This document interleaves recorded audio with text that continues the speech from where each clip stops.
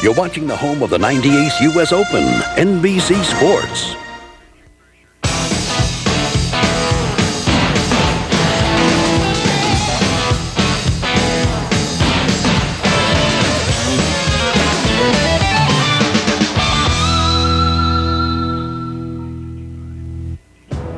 John Stockton is a self-made player. Beginning with his schoolboy days in Spokane, Washington, he has shaped, molded, and formed his game.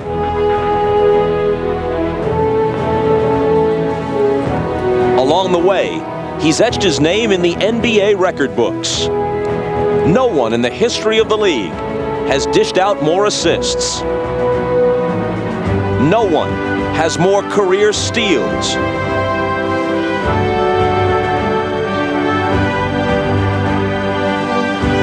And last season, it was Stockton's shot that sent Utah to its first ever NBA Finals.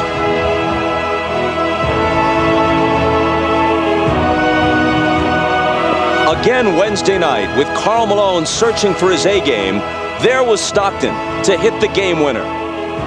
For 14 seasons, the ultimate NBA prize has eluded him. He's too reserved to say it, but you can see the hunger in John Stockton's eyes. This may be the last chance. It's almost certainly the best chance. Game 2, next.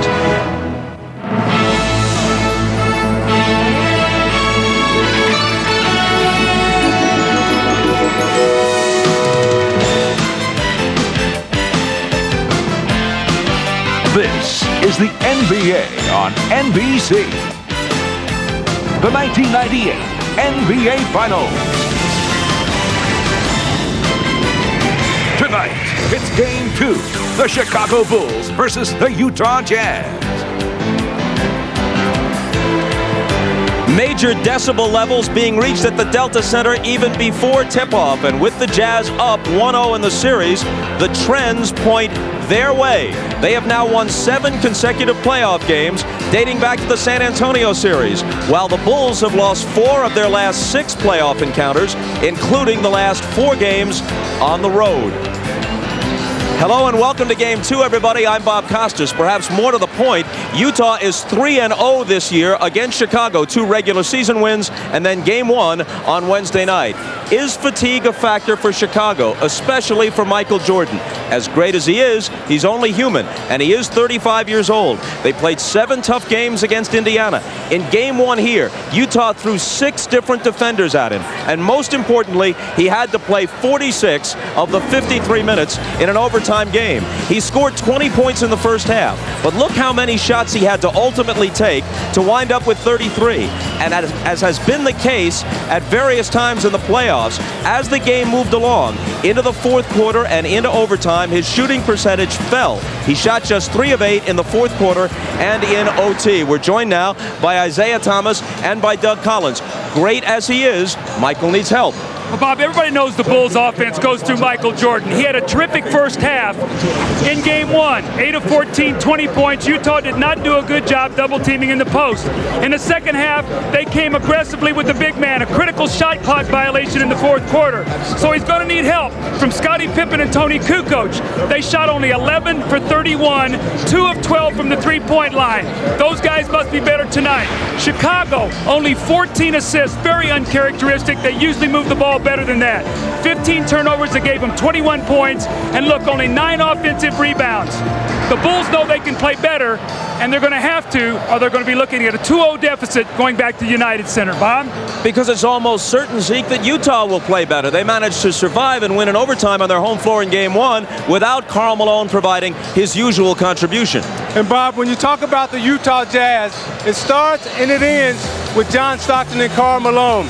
They went early to Malone in the post, trying to get his rhythm. Malone struggled a little bit. You see him backing down Dickie Simpkins here, but really couldn't get it going. Stockton stuck with his big man and got him involved on the fast break. But when the game got tight, Stockton's offense took over.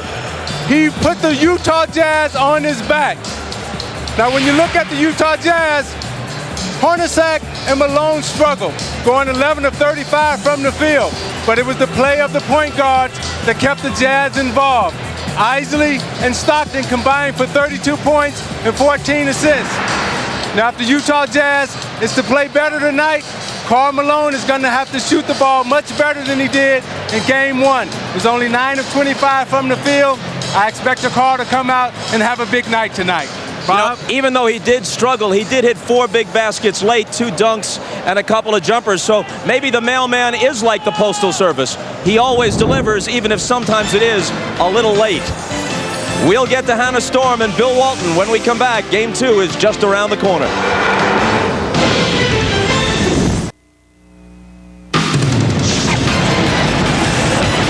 Welcome back to Salt Lake City. Hannah Storm, along with Peter Vesey, John Sally, and Bill Walton.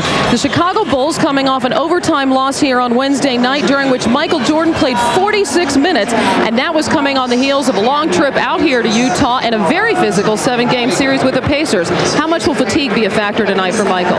Hannah, Michael Jordan is the only athlete I've ever seen who truly has gotten better with age, maintaining his incredible physical talents while his mental and skill components have matured. But for the first time in Game 1, there were signs of fatigue, signs of being 35 years old. This year, Michael played more minutes than any year since 1990, and his shooting percentages were significantly lower than last year. Although we should point out he played so many minutes because Scottie Pippen was injured at the start of the season. Those minutes did taper down by the end of the regular season. And Hannah, I can't understand anybody that can count Michael Jordan out of any situation. This is the same guy that carried the Bulls to 5 championships, and he was so tired last game that he had 33 points. And last year, in the finals, in Game 5, he had the stomach flu and he had 38 points. And Bill, I got to take offense because, you know, I'm almost 35 years old and I'm just getting started. John, wait till you're 45 like me or 55 like Peter. Another problem with the Bulls is that the attributes which have separated them from the rest of the league are now the same characteristics that describe the Utah Jazz: chemistry, mental toughness, versatility, and intelligent physical defense. This requires Chicago to capitalize on the advantages that it does have. Either Michael Jordan or Scottie Pippen will be guarded by an injured Jeff Hornacek. That must be Chicago's point of attack. Chicago's bigger perimeter players must rebound the ball. The Bulls missed 48 shots on Wednesday night and only retrieved 9 of those misses. Then Ron Harper must get more time on John Stockton. Harper had a limited role and Stockton absolutely killed his replacement Steve Kerr. The Bulls' best lineup, in my opinion, Rodman, Kukoc, Pippen, Jordan, and Harper, they only played a total of 3 minutes together. That's inexcusable. But these are all just numbers. Chicago appeared to play with a nonchalant attitude, without edge, hunger, or anger. Whatever, their offense will have to be dramatically improved because Utah will now get back into its game rhythm.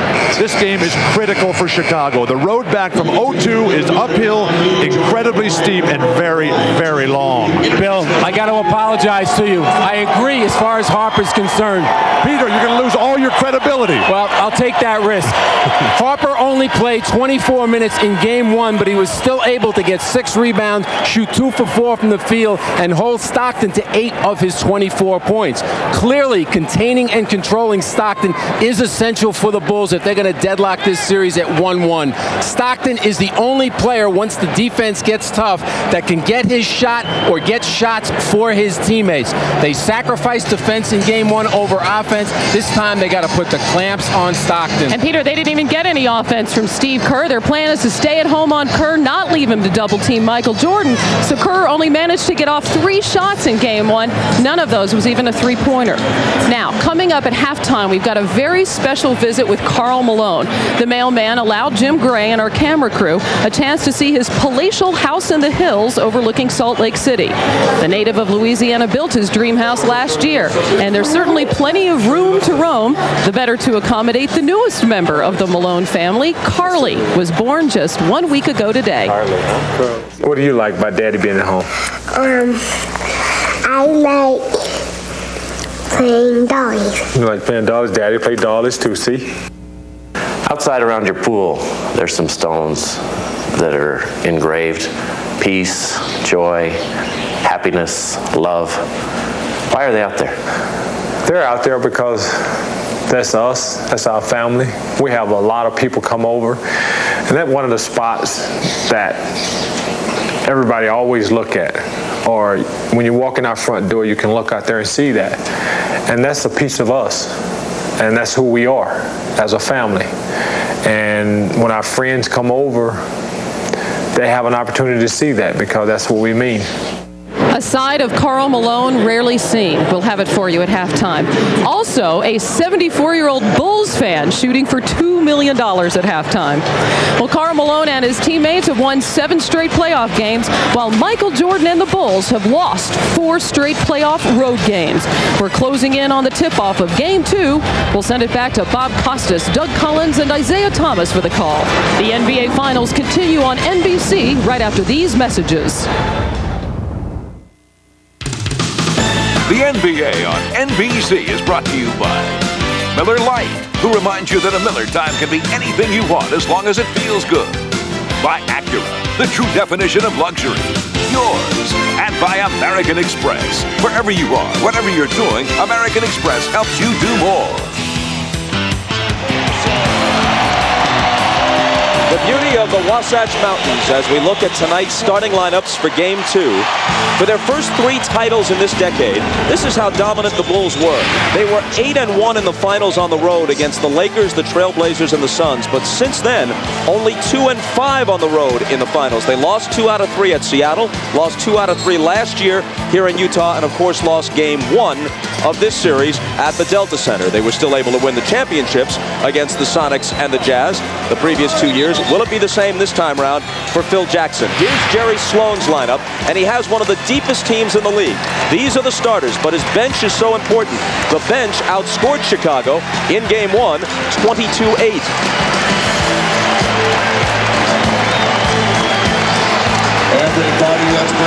Unlike the Bulls situation, where Phil Jackson is unlikely to return, Jerry Sloan has agreed in principle with Jazz owner Larry Miller on a new deal. He'll be around for a while. And here's Ahmad Rashad.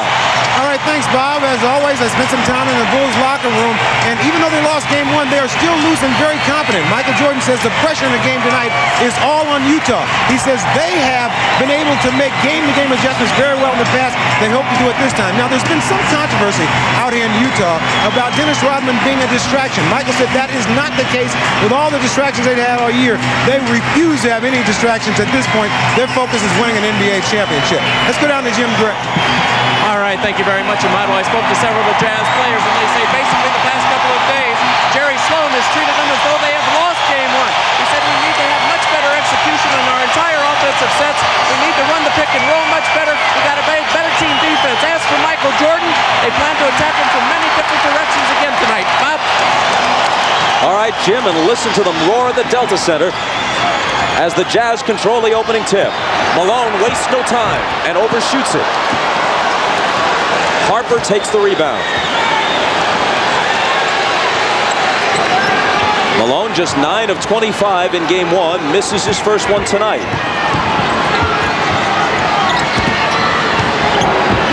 Pippen had it poked away by Russell, regains it, but eventually loses it to Hornacek. Stockton on the move. Got it.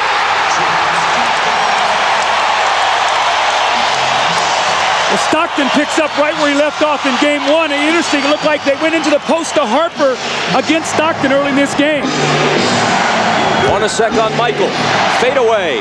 Ties it at 2. Jordan had Hornacek in the post. The double team came too late, and Jordan faded away to the baseline for the easy J. Stockton to Hornacek. Left hand. No. Pippen accelerating. Double pumps and banks it home.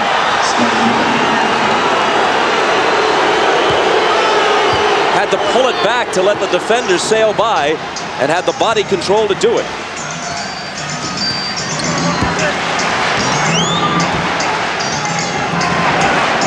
Hornacek to Malone. That's the play they worked on in practice. They were not patient and made the pass to the top in Game 1. They made the extra pass, high-low. Malone had him sealed right underneath the basket. Pippen bounces to Kukoc. And eventually it's Russell as they knocked it away from Tony twice.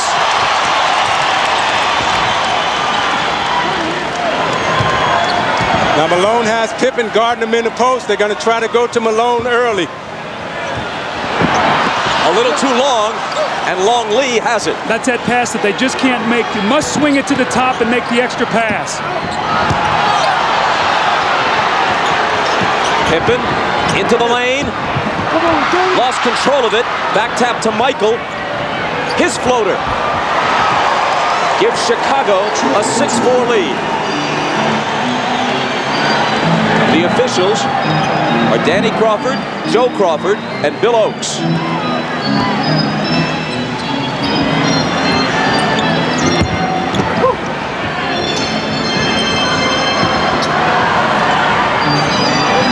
Malone against Longley. Stockton for 3. John Stockton at age 36. Coming up big in the NBA Finals. No one has played point guard at his age as a regular with anything like this level of effectiveness in the history of the league. Kukoc hits off the baseline. You can see early the Bulls are going into the post and the double team flashing to the open area. Kukoc with the open jump shot. Much better ball movement already in Game 2 than in Game 1 for Chicago. And Doug, Chicago is really attacking the basket, trying to exploit Utah's weakness because they don't have good shot blockers out on the floor. Malone. Nothing dropping for him. Pippen coast to coast. Foster has it.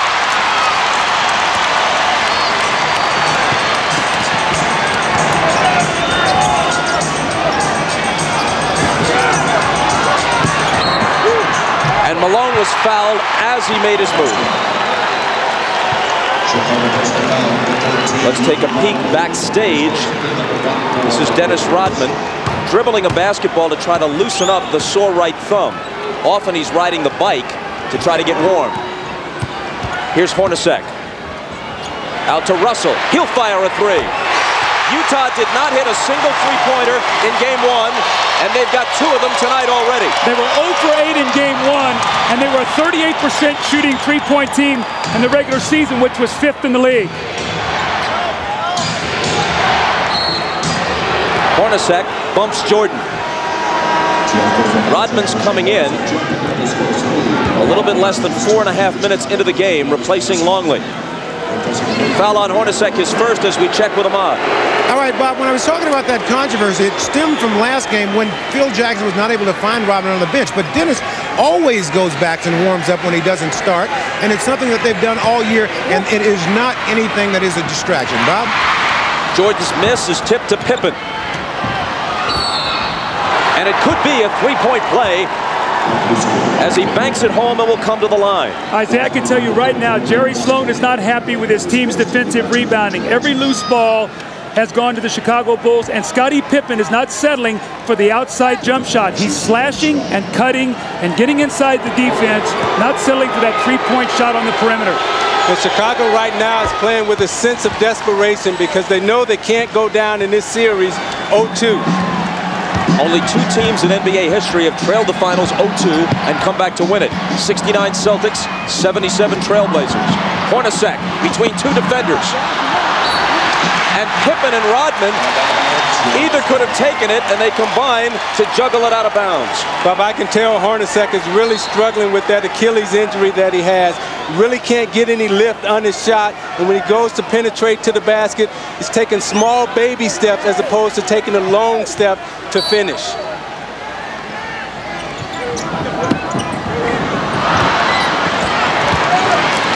Russell with it for Utah.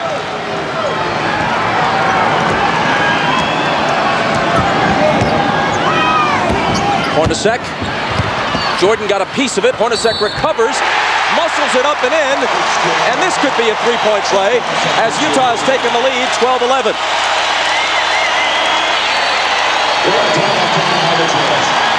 Before Hornacek tries to tack on the free throw, we'll take one more look at the basket, then step aside for a commercial break. Jeff stuck with it, and against 2 defenders, he gives Utah the lead.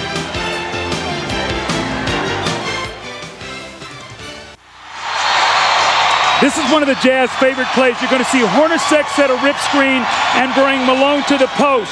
They're so concerned about Malone that it frees Hornacek to step right back to the ball. Pippen bumps, and now Hornacek can take the ball to the basket. I can already see that in the preparation of Game 2, they've gone to work on this play because they did not do a good job in Game 1. Malone got a basket earlier off the same play, and you can see Game 1, 21 points off the turnovers, the assists, the 52 points in the paint, the 21 fast break points, but the execution already better in Game 2 by both teams here early in the game. Doug, that's one of their bread and butter plays, and normally Hornacek is strong enough to shoot that gap and take that long step. And you can see he wasn't able to get in that gap with that long step. Hornacek, an exceptionally good free throw shooter, completes the three-point play.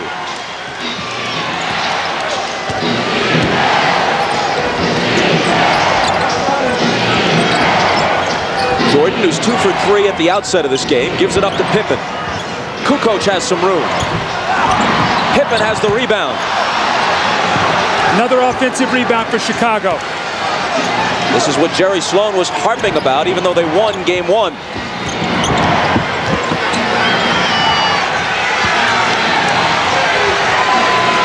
Shot clock moves down to 7. Hornacek on Michael. Foster trying to help. Tough shot off the back iron, and Stockton takes it.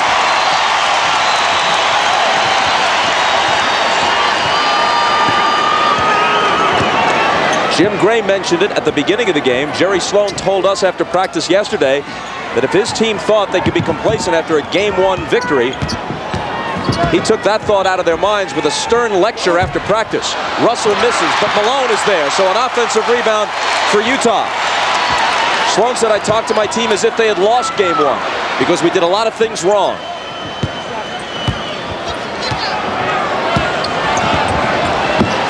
Malone from Stockton. How many times has that been said over the past decade and a half? Malone was fouled. But Bob, the eye contact, you could see he and Stockton all the way. He's going to get the offensive rebound, and then it's going to lead to the shot by Malone, but it's a great read. He slips the screen, and Kukoc cannot get there soon enough. The pump fake and the foul, and Malone gets to the free throw line to shoot 2 free throws. But you can't teach that. That's eye contact between 2 Hall of Fame players who've played together for 13 seasons. As a rookie out of Louisiana Tech, Karl Malone shot just 49% in his first year in the NBA from the line. This year, up to 76%. We talked about in our opening on Game 1 the percentage of points that Malone scores when his team wins. The other night they got away with him scoring only 21 and winning the game. I don't think they can do that tonight. I think he has to be more on his average of 28 to 29 points. But Karl Malone must resist the temptation to take those outside jump shots. Malone made 1 of 2 as Stockton sits down and Isley replaces him. Jordan. His 3rd field goal. And the Bulls are back to within 1 at 14-13. Now here comes Isley out of the backcourt. He and Stockton combined for 32 points and 14 assists in Game 1. So combined, they put up Magic Johnson-like numbers. Malone over Rodman. In and out.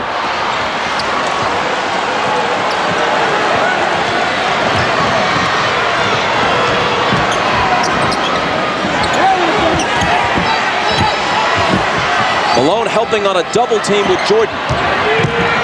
Pippen slices through the defense and slams it. See, when you come with size, Malone came to double team with size, forced the lone J over in the corner, and then Pippen penetrated the lane for the easy dunk.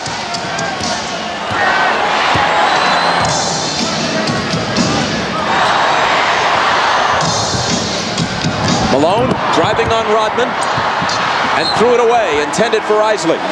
You can see early in this game, Malone is being forced out on the perimeter once again. They're not giving him the low post position. They're forcing him to step out. You already see a turnover and a couple missed jump shots. The 2 great players of Chicago already 13 of the 15 points, and Scottie Pippen is taking everything to the basket to start this game. Rodman's pass knocked away and kicked. They'll reset the 24 and give it back to Chicago.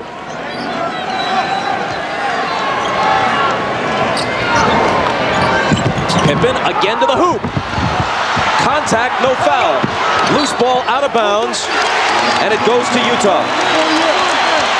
Utah has been very fortunate. Tony Kukoc with another offensive rebound. Russell pulls up and hits off the glass. Now see, Tony Kukoc was back yelling at the referee, and nobody got back defensively to Brian Russell. You cannot be concerned that you didn't get the call. You must get back. And Jordan just told Kukoc, don't argue with the officials. Do that instead. Score and give us the lead again. Chris Morris has come into the lineup off Jerry Sloan's bench for Utah.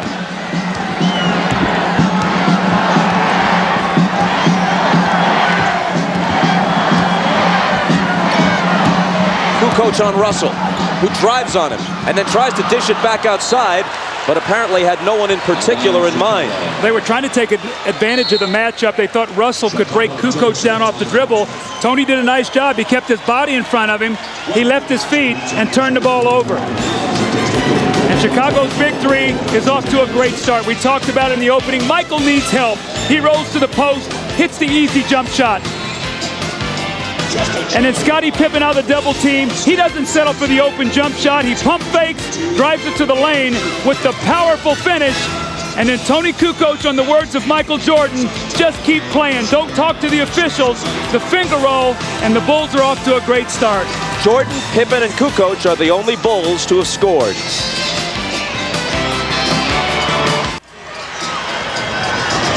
This is the scene across the street from the Delta Center. Some 15,000 gathered to party and watch the game on a big screen TV. Outdoor jazz concerts are popular at this time of the year. Well, you see the big three from Chicago off to a great start. They have 17 of the Bulls' 17 points. So they're off to a terrific start. And more importantly, they have 5 offensive rebounds, the Bulls do, on 7 missed shots. They missed 48 shots in game 1 and only got 9 of them back. Here's Pippen, fade away in the lane. At least that was his intent, but he was tripped and fouled.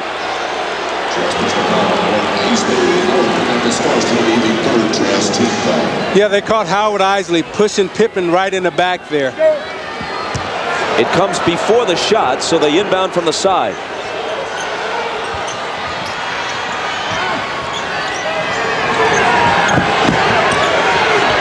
Rodman to Pippen, outside to Harper.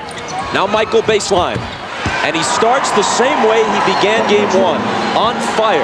See what Chicago has out on the floor right now with Kukoc, Jordan, and Pippen. They have 3 excellent post-up players that they can exploit mismatches anytime in the post. Malone with the slam. His jumper is still missing in action. But with his strength, if you can get him inside, it's over. Scottie Pippen about 1 step slow on that rotation. Malone, you almost have to pre-rotate. You have to be on your way over as you're trapping that screen roller. It's going to be too late to get there. And a 20-second timeout asked for by Chicago.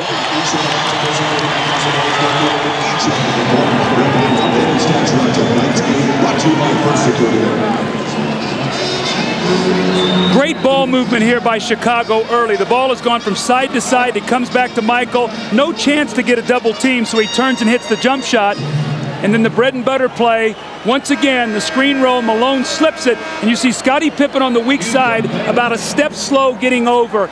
Again, he's got to be on his way over as Malone starts to roll. He's got to meet him at the dotted line. Otherwise, that's too late. Malone is way too powerful. And Doug, with Malone, he must go inside right now because Chicago doesn't have anybody with the strength that can play him out on the floor right now. Jim Gray with Karl Malone at halftime. We understand it's a terrific feature, which they recorded yesterday at his palatial home in Salt Lake. After the 22nd timeout, Michael has it. He's hit 4 of his first 6. He fires a 3 and misses long. Rebound chased down by Pippen. Harper in the lane. Misses off the glass. And Chris Morris comes away with it.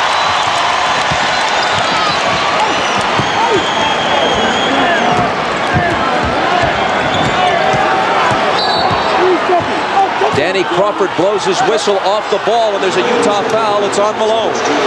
No, making a 3-second violation. 3-second violation. This ball has got to swing to the top. They're holding the ball and allowing Chicago to get in front of the post on the defense. Harper open, misses a 3. Isley takes it from his backcourt spot.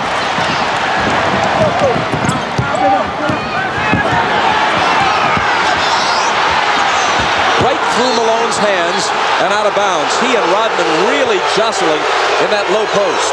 Yeah, Malone is having a hard time trying to get Rodman or Pippen on his back. Therefore, he's standing. He's got to move around and make sure he establishes himself in the post deep. Kukoc, quick first step, and finishes it with the layup. Well, Michael's supporting cast has given him a great effort here to start this game. Pippen and Kukoc off to wonderful starts. We know how important that is with Kukoc. He plays much better when he gets off to a quick start on offense. He has 6, Pippen has 7. Malone tries another jumper, and this one is there. That's the same shot he got in game 1, and he's got to make that shot. That's within their offense. He made it all season long.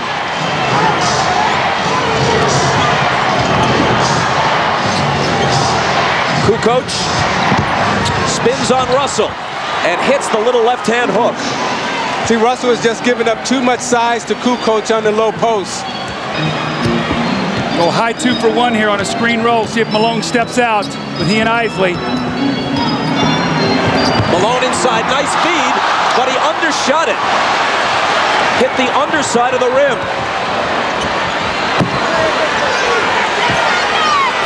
Harper looking for Pippen.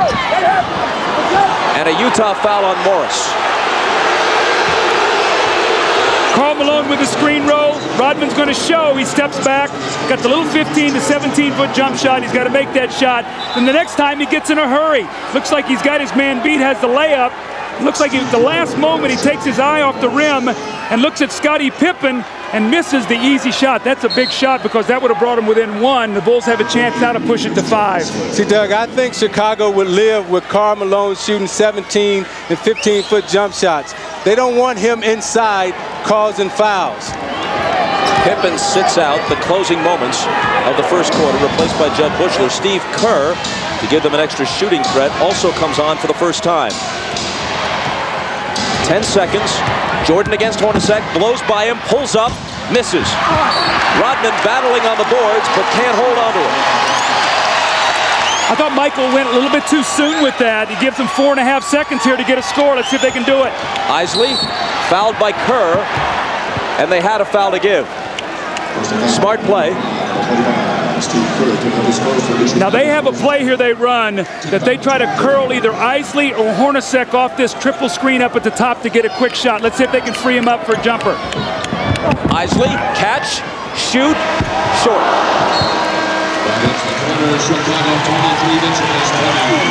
After 1, the Bulls trying to draw even, lead it 23-20. Besides Jordan and Malone, here's a significant number. Kukoc had 9 points in all of game 1. 8 points in the first quarter tonight. You're watching the NBA on NBC.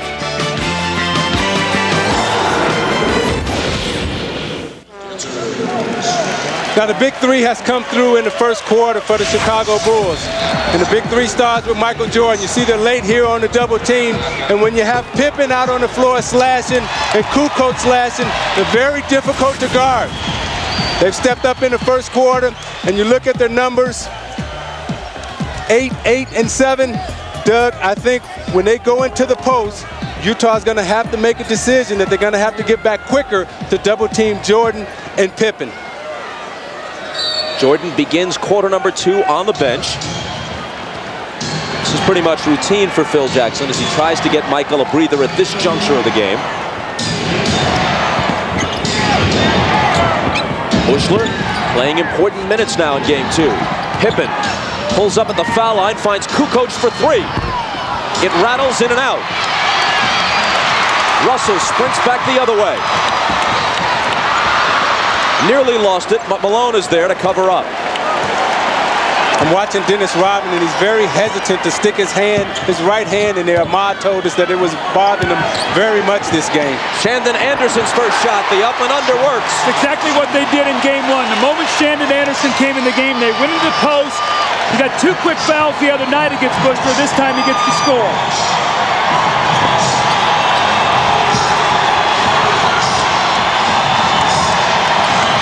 Rodman screening for Kerr. Pippen in the lane with the hook. Scottie Pippen now has 9, and no one but Pippen, Kukoc, and Jordan is in the scorebook for Chicago.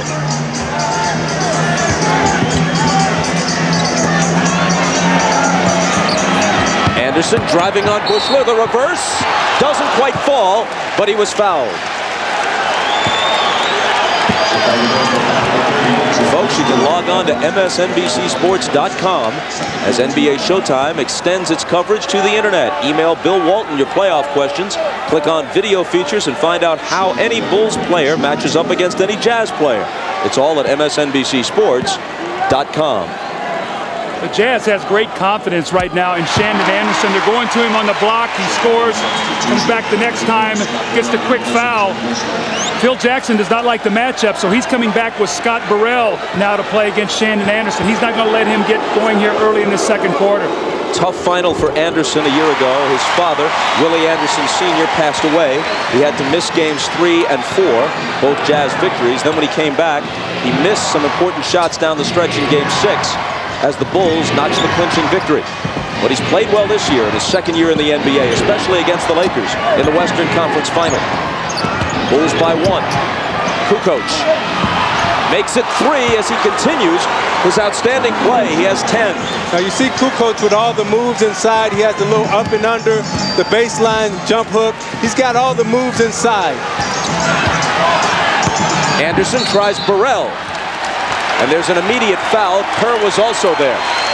Now, when you look at Kukoc inside, he's 6'11", and Chris Morris is only 6'8", so he's giving up a lot of inches in there. Kukoc can come, gives him a little up fake, and his arms are so long that he can extend and give them a little soft finger roll. And the fact that he's left-handed there too, Isaiah. Normally a right-handed player couldn't get that shot off, but he actually came back with his strong hand.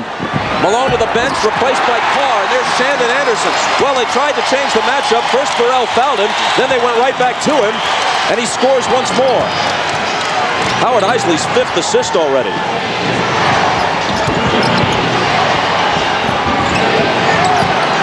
Kukoc feeling it, but this time it comes up short.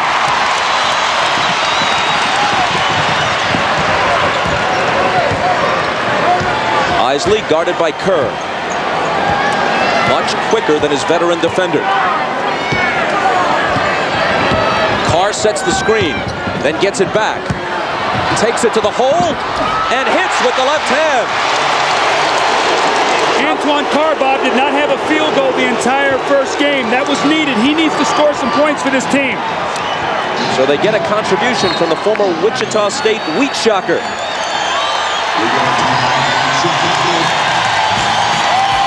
Chicago in the rotation. They come over to get Antoine Carr, but he pump fakes. Kukoc does not close off the drive, and Scottie Pippen just cannot stop the big dog on the powerful drives to the hoop.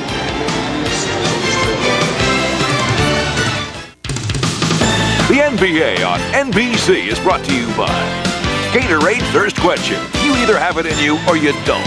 Life is a sport. Drink it up. By Chevrolet Trucks, the most dependable, longest-lasting trucks on the road. And by Reebok, creating possibilities one athlete at a time.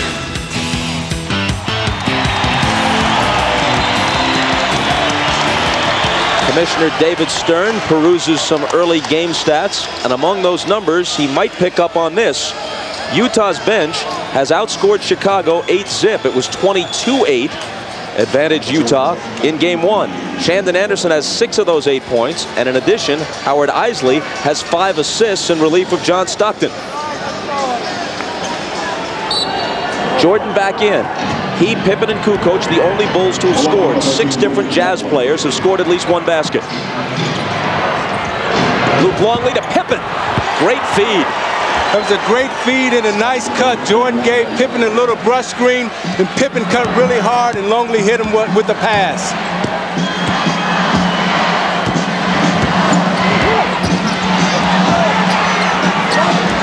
Chris Morris guarded by Scottie Pippen. Bounce pass to Carr. He finds Isley open.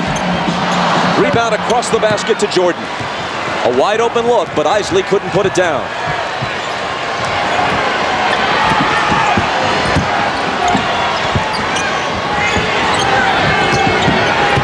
Pippen draws 2 defenders. He finds Longley.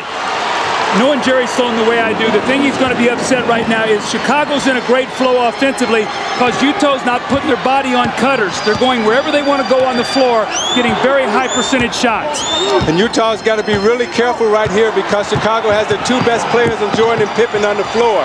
Isley drove around two defenders to lay it in.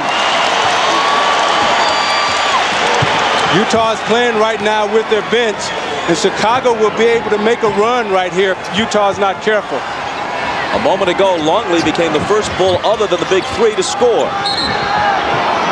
And Joe Crawford blows his whistle. Stockton coming back in.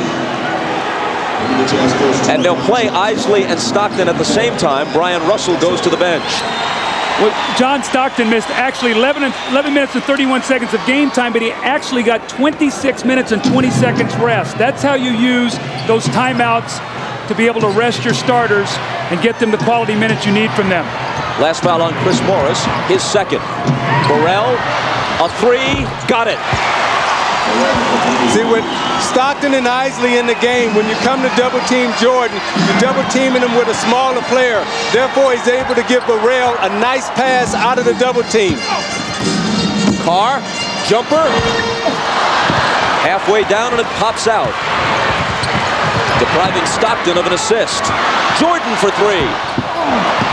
And Stockton runs the rebound down. It's Chicago by 4. Burrell up on Morris. Antoine Carr returns the pass to Morris on a great look, but Chris couldn't finish it.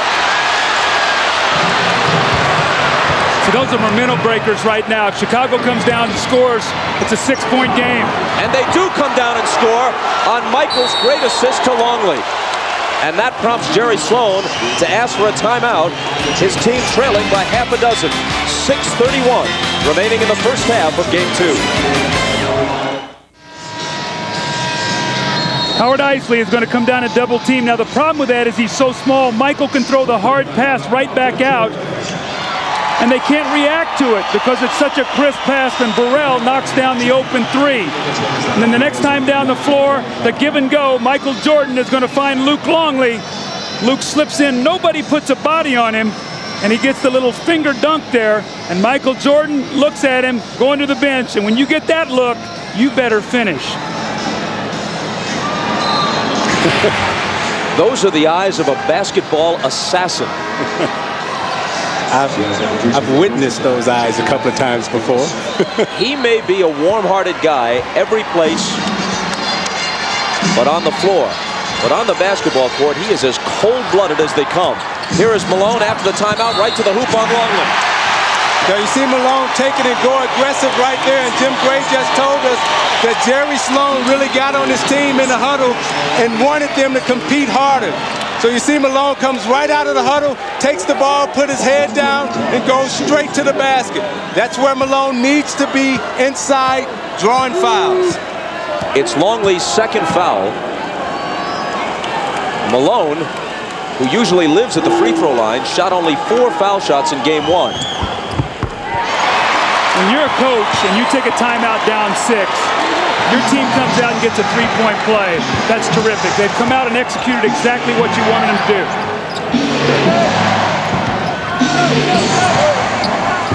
Kerr bounces to Longley, who is pushed and fouled by Ostertag.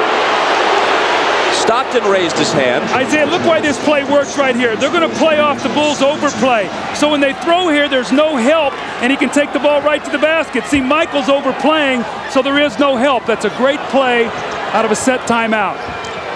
It appeared as if Ostertag was the guy who really jostled Longley there, but they called the foul on Stockton as first. Here's Burrell, and Ostertag is there to take the rebound.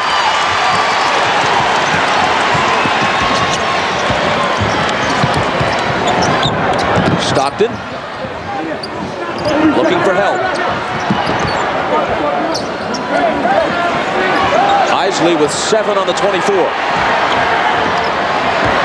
Working on Kerr. 3 seconds to shoot. A rainbow comes up short. It's an air ball, and it's grabbed under the bucket by Jordan. So you got interesting matchups out on the floor right now because they don't respect Ostertag, and that forces Malone to guard Kukoc. But Kukoc travels with it. Normally you would see Hornacek on the floor right now, but he's really struggling with that injury. So they're having to play a very small back court, and they're playing Shandon Anderson as a small forward. How much longer before we see Brian Russell back into the game against this bigger Bulls lineup now? Stockton snap pass to Isley, gives it up to Ostertag, and Utah moves to within one.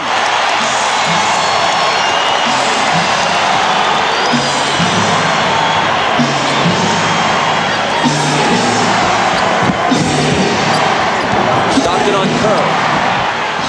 Kukoc open, passes up the three to find Jordan beneath the hoop. See, Jordan caught Stockton on the screen and made him switch and went right to the rim, and Kukoc found him for the easy layup. Jordan has 10 now.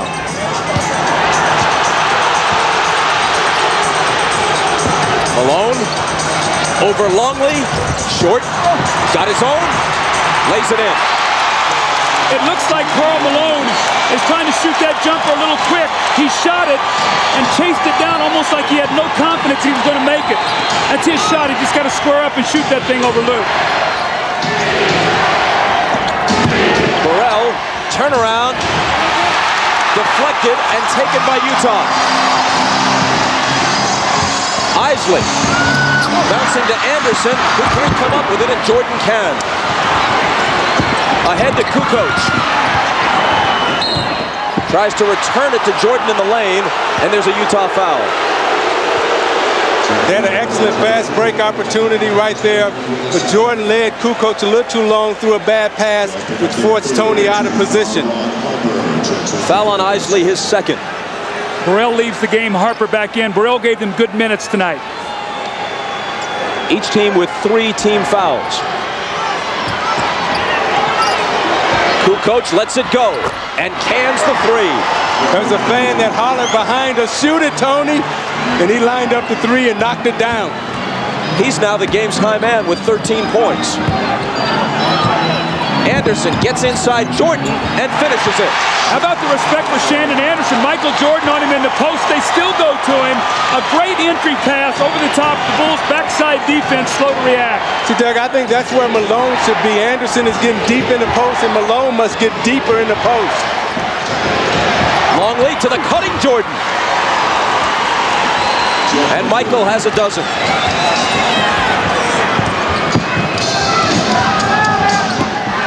Anderson, second-year man from Georgia, has 8 off the bench. His pass, though, eludes Malone.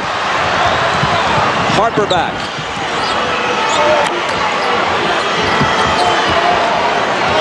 Looking for Michael, guarded this time by Stockton. Ostertag is there with help. They swing it around, and Kukoc is open again. This time he misses the three. However, Longley pokes it back to him. Kerr for three. And Jerry Sloan has to be gritting his teeth over on the Utah bench as Chicago continues to dominate on the offensive glass. Well, Malone started running out instead of getting the rebound. Nobody there to guard Kukoc, and he gets the second shot. Jordan swats it away from Anderson and out of bounds. The Utah fans contend that Anderson was fouled, but the officials say Michael got it cleanly. Now you watch Longley will come over, and as Anderson goes up, he has to adjust the shot, and Jordan is there to send it out of there. As he gives a little bounce, and I can tell you there's nothing like the feeling of blocking a shot like that when you knock it out of bounds. You just give a little hop.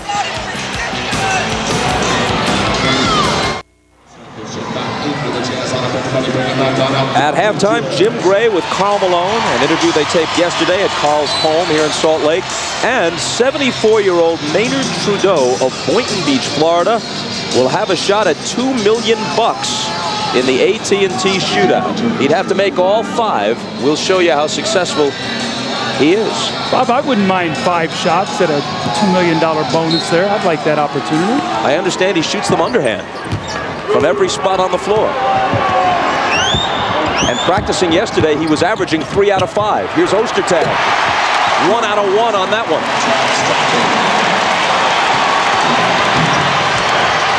A moment ago, Chicago led by 7. That was the game's biggest lead. Now it's down to 5. Michael over Hornacek. Rebound Ostertag.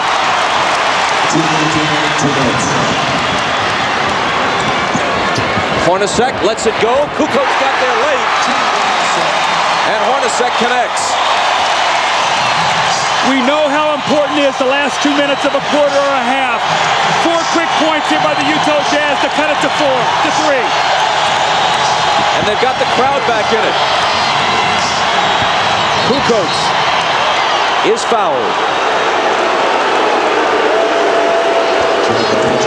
Out of a timeout, Stockton. Who does it better? It's not Malone this time, but on the weak side, the cutter, Ostertag for the dunk. And then Hornacek off the transition, early offense. He squares it up and hits a tough shot over Tony Kukoc to cut it to 3. How about those 2 perfect feeds by Stockton? Did you see the rotation on that basketball? Last foul on Malone was his first. Pippen driving on Anderson, and Shandon is hit with the personal. Anderson got a little too close to Pippen that time. Utah's over the limit. Pippen's coming to the line. Tomorrow, NBC Saturday starts at 8, 7 Central, with the NBC original movie thriller, The Lottery. Then the thrills continue with Profiling. 8 Eastern, 7 Central, tomorrow night on NBC.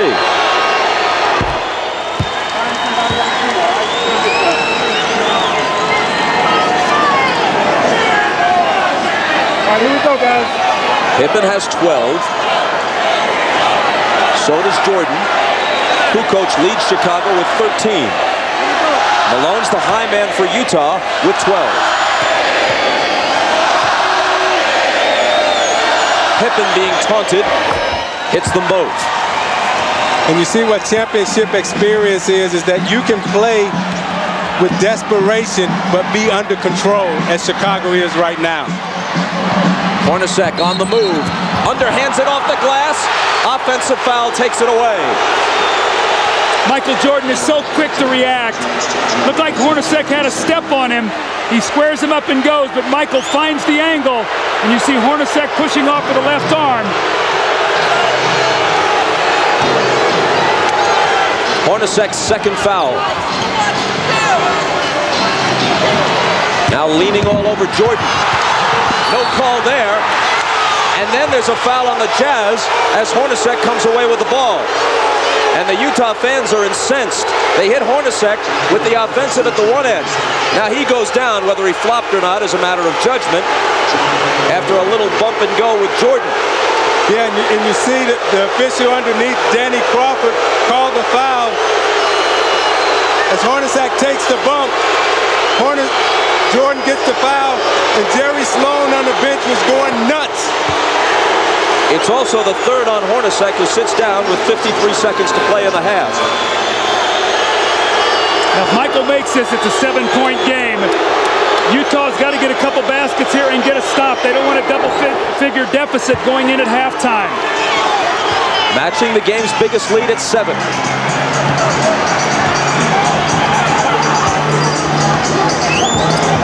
Stockton out to Malone, driving on Pippen. Gets his own rebound, goes to the floor, no call, gets it off to Russell. Now Stockton. Well, Jerry Sloan is livid. He feels like if Michael Jordan is getting his calls, why isn't Karl Malone? Stockton to Ostertag. And Longley fouled him, and the shot fell anyway.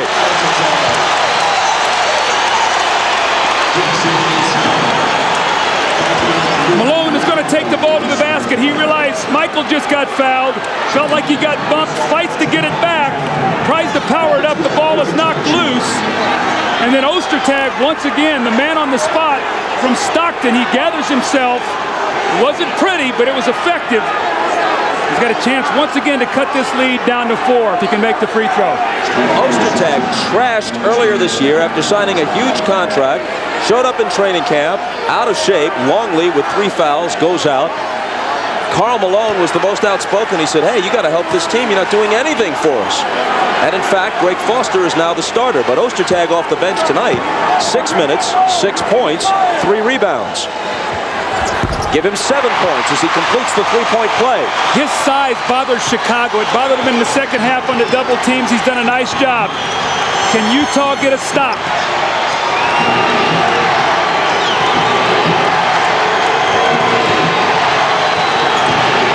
And in this situation, Doug, you don't want to give up the three. Michael against Russell. Baseline fadeaway. Can't finish the half with a hoop, and there's the horn.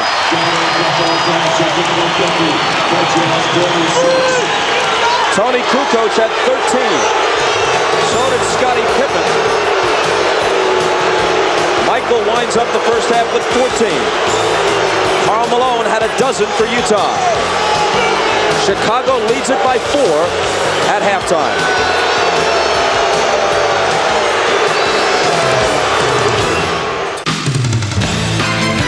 This is the Prudential Halftime Report, brought to you by Prudential, bringing strength and stability to America's families through insurance, healthcare, real estate, and financial services.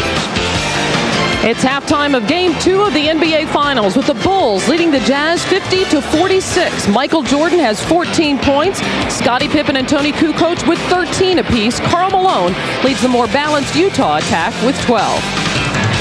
Hi, everybody. Hannah Storm back here in Utah. And in our next segment, we'll bring you the AT&T $2 million shootout live as a 74-year-old Bulls fan shoots for a fortune. But first, a glimpse at the off-court life of Karl Malone. Malone and his wife, Kay, built their dream house in the hills overlooking Salt Lake City. It's a modest 27,000 square feet, plenty of room for their 4 children, the youngest of whom, Carly, was born just 1 week ago today. Yesterday, Jim Gray visited the Malones. I love outdoors. You know, I think it's been documented, but 2 of my favorite spots is Alaska. Well, I got a cabin there, my place in Arkansas. I got a ranch there, and it's outdoors, and it's Western. And when we started talking about building our dream home, this is what we came up with because this is our personality. You ever get lost in your house? Or you ever lose any of your kids here? Sometimes my kids can go in a room that I don't know where they at. All of them know how to work the intercom. So they'll say, Daddy, can you come down here? And I get back on the intercom and say, where? I'm not going to just set out walking. You know, this has got to be the greatest hide-and-seek house in the history of kids. Hey, we had an Easter egg hunt. And we had said that we was going to do it in the yard. Of course, it rained, it snowed. So we had an Easter egg hunt inside the house. And the kids, to this day, we still finding Easter eggs around the house. So. Will you show us part of the house? I'll show you guys some of it. This actually is one of my favorite spots here. I sit here in the evening time, nighttime, and then I kind of like to come look out. See the office down there. Yeah, see the office down there. When you're out here, what are you thinking about? I'm thinking about the journey that it took to get here. The young kid from Louisiana, and now from Louisiana and make Utah his home, and the route I took to get here, and how much hard work it was, and where I want to be in life. And this right here kind of sums it all up for me. When was the last time you cried? Last Friday. My birthday daughter, of your baby? Yeah. Nobody's seen her. That's the new one. Carly, huh? Carly. She's smiling. For you. See that? See, she's happy with Daddy. You go first. Well, hang on, Junior. 1, 2, 3. Okay, now you go. 1, 2, 3. So we can start. Okay. Now, do you always have to have permission from your children to start? Hey, you know what? You got to have permission for them for everything, just about. And how's Dad's patience? Great patience. Right now, Dad look is all it needs. I know as they get older, it's going to require other things. But right now, you can just kind of look at them a certain way, and they kind of... Let's see that look. This is the favorite part of the house? Yeah. This isn't the house. This is the garage. It's mine, though. This is my little get my mind right place. Right here? Right. Why? Because my bikes are here, and it's kind of like my freedom when I want to get away. And sometimes if it's not good weather, I just come sit on them in here. It's amazing, too, because I got a heater in here for them. So I keep them warm. It's kind of like kids. Hey, princess. Smile. You okay in the camera? You okay in the camera? Say hi, America. Hey, Junior. Junior. What else has your dad taught you to do? Eat? No, that right there is the gas on the Harley. The gas. You don't seem like a motorcycle, Harley kind of guy. I mean, unlike your counterpart, Mr. Rodman, we don't see any tattoos. You don't fit the prototypical stereotype of a cyclist. I also don't fit the stereotype of a guy listening to country music or riding cutting horses or cutting hay in the summertime with his brother back in Arkansas, but I do. I don't go out in life to be different. This is just who I am. Hey, come here. You got to put your shoes on. Bye-bye, Junior. Hey, turn around. Say bye, America. Bye, me, okay. Well, Malone has his dream home. Now all he needs is his dream trophy to make it that much more complete. Meanwhile, in the French Open today, the men's semifinals featured none of the top-seeded players. Spaniard Alex Correia defeated the crowd favorite Frenchman Cedric Pioline in straight sets to advance to his first Grand Slam final, where he will meet countryman Carlos Moya, who defeated Felix Mantilla in 4 sets. Our coverage continues tomorrow afternoon with the women's final.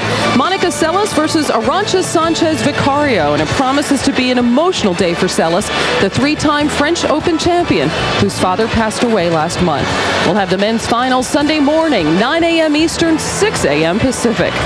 And when we return, 74-year-old Maynard Trudeau of Boynton Beach, Florida, will attempt 5 shots for $2 million. But first, a message from Prudential and a word from the NBA.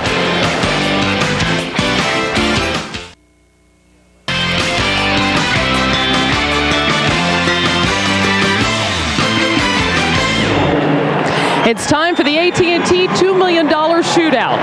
This is 74-year-old Maynard Trudeau of Boynton Beach, Florida, along with his wife Virginia and daughter Vicky.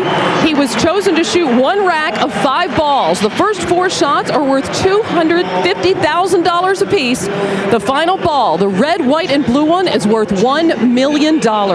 Maynard shoots underhand, and yesterday in practice, he did hit 3 of the 5 balls on 1 rack, including the $1 million ball.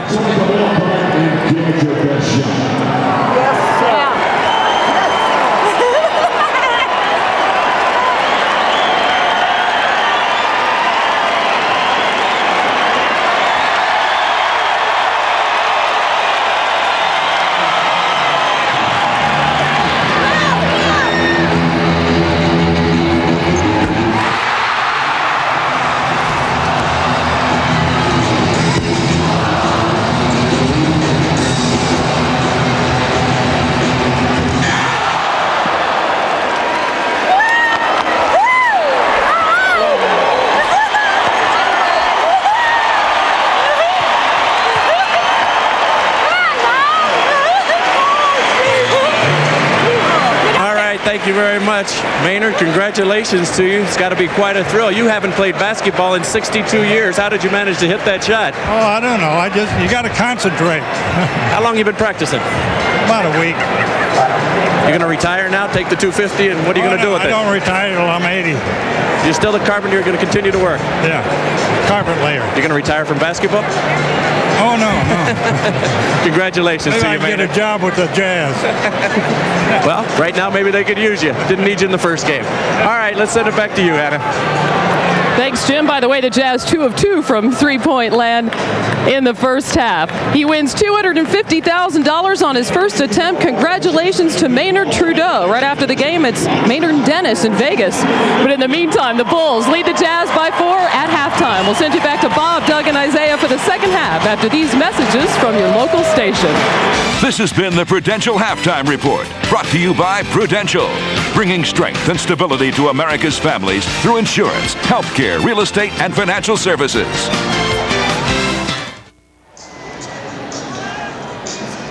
Michael Jordan was 6 of 13 from the floor and scored 14 points in the first half, which ends with the Bulls in front of the Jazz, 50-46. Maynard Trudeau was 1 of 5, so the 74-year-old carpet installer shags $250,000. in the AT&T halftime shootout. A critique of his form, underhand, Chamberlain, Rick Barry. Sweet. First one, clean as a whistle. 0 for 4 after that. Now, back to the issue.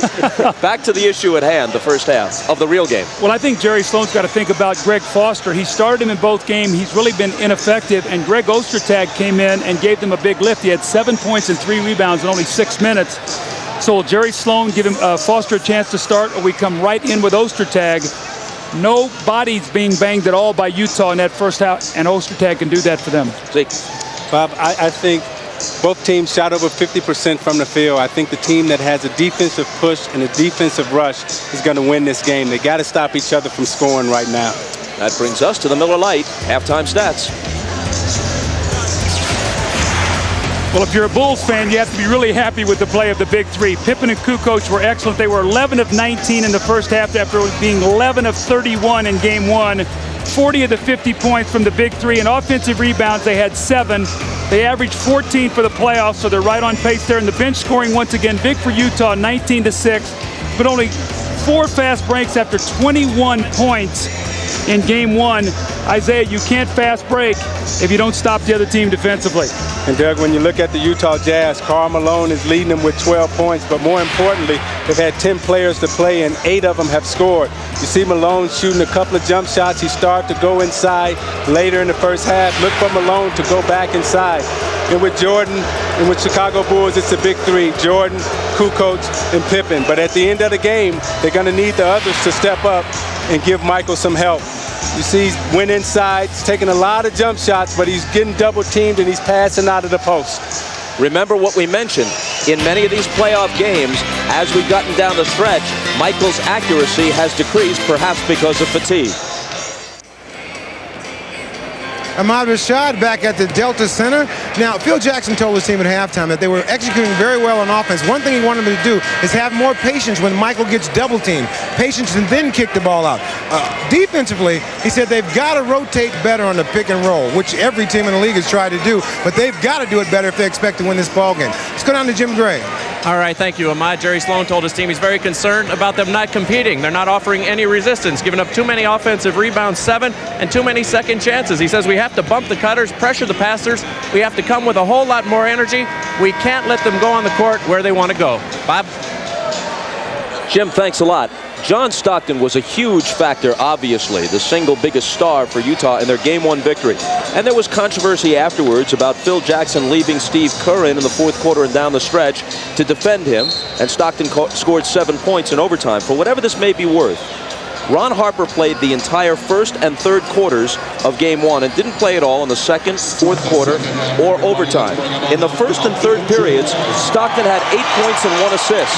The rest of the game, when Harper wasn't guarding him, he had 16 points and 7 assists. It'll be interesting to see if this remains a close game, as it's likely to, whether Phil Jackson changes his strategy with regard to guarding Stockton down the stretch. Bob, I think John Stockton is one of the great clutch shooters in the game, along with Michael Jordan and Reggie Miller. And a lot of times you look at him and he's so unassuming that you forget that he's deadly with his outside J and his penetration. Chicago ball up by 4 as we begin the third quarter. Foster will start on Kukoc. He must get a body on him and do a better job than he did to start the game. Kukoc off the dribble, finds Harper in the corner. Now it's Michael, double pumps and connects. 16 for him. That was an unbelievable shot. The ball was knocked away from him. Hornacek came from behind. He had to pull it down and shot a trolley wire jumper. I don't know if the thing went into the basket. Hornacek into the lane against Michael. Foster crashing the boards over Pippen to knock it away and out of bounds.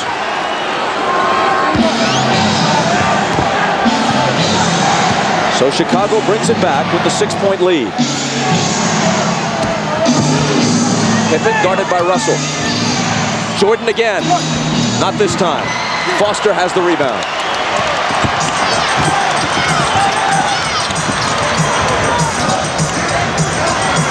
The lob to Malone, and hold on. Play whistle to a stop, a Chicago foul, and if it's Longley, that's number 4, and that's what it is. Bob, take a look at Michael Jordan here now. He's going to mishandle the ball. Look at Hornacek from behind. He double pumps it. The ball barely over the front of the rim. And he makes a very difficult shot. Hornacek with room and with two. First 2 plays of the game, Utah run right at Michael Jordan. They said, we've got to make him use some energy. Hornacek hits the open jumper. To cut it to 4. Pippen, his defender falls. Scotty tried to take it into the lane. Knocked out of bounds by the Jazz. Let's check in with Ahmad. All right, Bob, we talked about game-to-game adjustments. Well, the Bulls have made that adjustment. Phil Jackson just got up a minute ago looking for Dennis Rodman. He wasn't on the bench, but he looked down at the security guard. The security guard beckoned to Rodman to come back in the game, so they now have a system, so that won't be any more confusion, Bob. Ingenious. Kukoc turns and hooks. It rattles in and out, and Malone is there to take the rebound.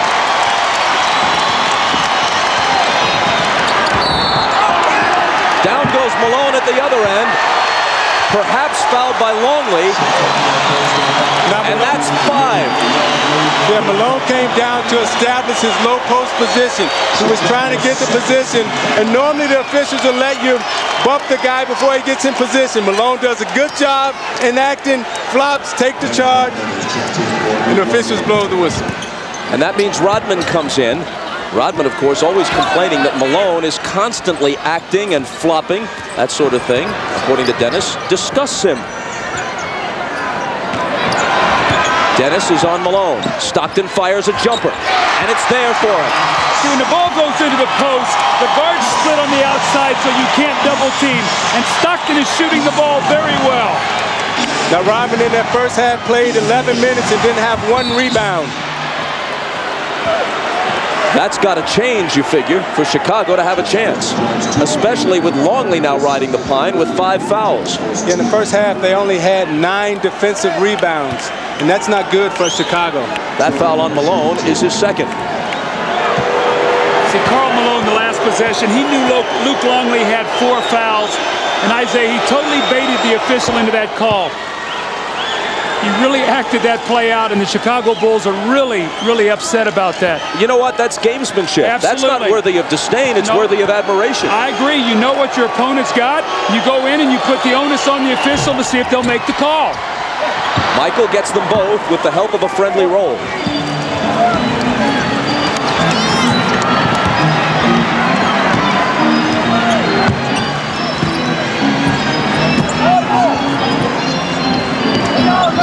Here's Malone, Pippen over on the double team. Foster can't contribute, had a wide open jumper, couldn't connect. Jordan, stutter step, pull up, rebound Foster. And you can see Ostertag is coming into the game. Jerry Sloan has seen enough from Greg Foster. Ball loose in the lane and taken by Pippen. Kukoc is open underneath.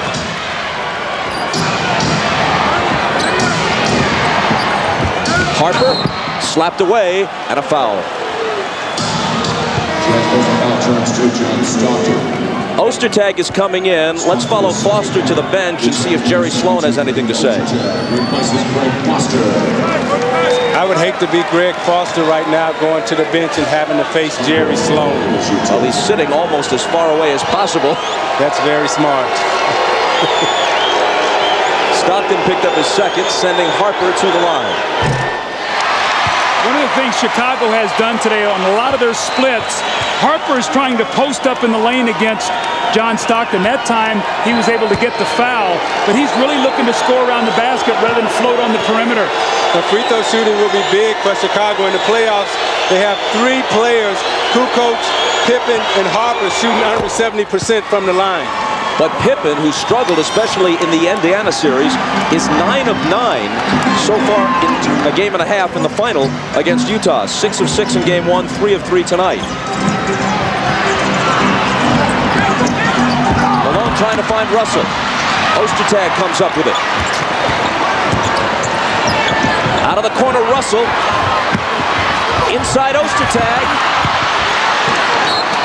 Chicago ball. The quickness of Chicago is really bothering Utah right now. They're disrupting the rhythm of their offense. Earlier we talked about Chicago playing under desperation but playing with poise. Now, can Utah be a desperate team, but be poised. Coach around Malone and a whistle. Malone hit with the foul, which is his third. That was an isolation play for Tony Kukoc. They completely cleared out the left side. No one talked to Karl Malone. Should have pushed him back to his right hand to help. There's no weak side help here because they have cleared it out. Your teammates got to talk to you, Isaiah, and say, push him back to help. Bring him to me. See, that's a tough matchup for Karl Malone. Longley goes to the bench. Now you got to chase Kukoc out on the floor and on the perimeter. Foster's back in. Here he is guarding Kukoc. Ostertag has gone out. Kukoc on the run. Air ball. Jordan there to clean up the mess. For the 31st time now in 31 NBA Finals games in 6 different series, counting this one, Michael Jordan has scored at least 20 points in every game. Hornacek, spinning move.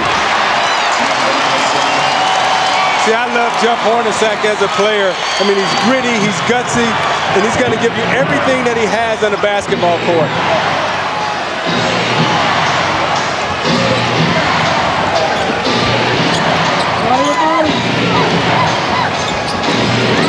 Harper bumps into Stockton, no foul, and the hoop. Once again, Harper in the post against Stockton. They're going to try to punish him down there, make him play some post defense so he can't roam.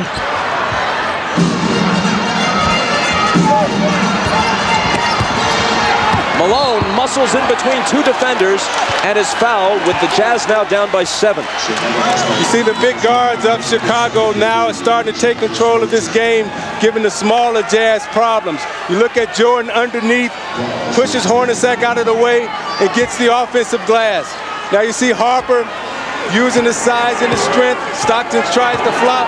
Harper turns around and knocks down the easy J. They got to come down and double team quicker because the guards of Chicago have so much size. Foul on Rodman was his second. After this game, we'll head to Chicago for Game 3. Coverage begins at 7 Eastern, 6 Central, 5 Mountain Time with Showtime. And a half hour later, it's Game 3. The Jazz and the Bulls.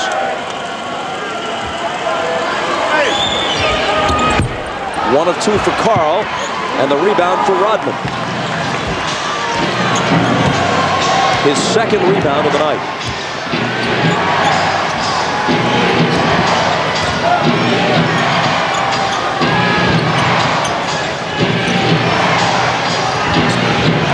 Pippen looking for Michael. Trying to post up on Hornacek. Spins around him. 2 Jazz defenders surrounded him, and they take the ball away. Hornacek throws it right to Rodman, and Jordan is all alone, and he saunters in. How about Dennis Rodman? Before he even touched the basketball, he knew Jordan was down court, and he just touched it real quick and flipped it back.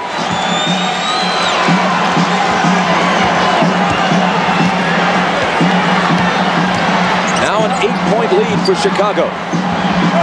Malone can't cut it to 6. Foster grabs the rebound, but there's a Utah foul. And it's on Foster, his second. Jeff Hornacek thought that John Stockton was going to keep running to the basket. He stopped at the 3-point line, and Rodman, as you said, caught it and immediately left his hands. This is the easiest basket Michael Jordan has gotten in a long, long time. Miller Genuine Draft presents even more basketball. Michael Jordan with a shot fake. Look, no resistance in the lane with a little finger roll. Here the quick turnaround jumper, no double team. Michael gets a late double team here, forces him into a miss. And as he pump fakes on the baseline, you see the strong help this time by the Jazz. So they're going to need more of that if they're going to get back into this game. You see Michael, 9 of 19. A lot of the shots on the right side, the other shots in the lane. He's had nothing tonight from the left side of the floor. And in recognition of this look inside the game, Miller Brewing Company will donate $1,000 to the Thurgood Marshall Scholarship Fund. Adam Keefe, who has spent more time on the bench than Thurgood Marshall, has checked in for the first time as we check in with Ahmad. All right, thanks, Bob. The conversation during the bench, Scottie Pippen saying take good quality shots every time down. Michael Jordan telling him to be smart, take care of the ball, run the floor, and crash the board. Bob? Jordan missed. Keefe rebounded. See, with Adam Keefe on the floor now, Pippen can really roam because Keefe is not a shooter. Russell to Malone, guarded by Dennis. Tries to muscle up on him and draws the foul.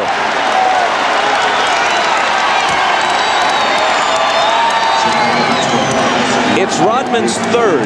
Your thoughts, Doug, on this system that they've now rigged up, where the security guard conveys Phil Jackson's wishes to Dennis that he should come back from the tunnel, back from the locker room, and to the bench. Well, it's very difficult on a coach. In fact, if Dennis was not on the bench when Longley picked up his fourth foul, he got the fifth foul before Dennis could get into the game. Now, I don't know if that was a factor, but you as a coach have to be able to communicate. To get into the game, it might be for one possession. You don't know when it's coming. Your player has to be ready to go into the game. And Rodman likes to keep his body warm. And in Chicago, when he's at home, he's able to ride the bike in the tunnel, and they're able to get to him quickly. Here in Utah, I don't think they're going to let him put that bike behind the bench. Malone hits them both. Utah to within 6. Utah has got to make a defensive stand, though, right now. Chicago is in too good a rhythm. Keefe guarding Kukoc. Russell on Pippen. Michael inside. Missed it. Rebound Malone. Stockton bumps off Pippen. Finds Russell for 3.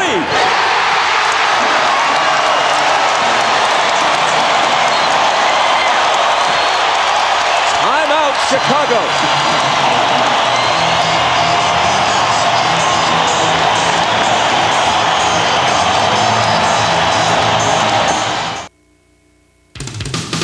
The NBA on NBC is brought to you by Miller Lite, who reminds you that whenever you feel good, it's Miller time.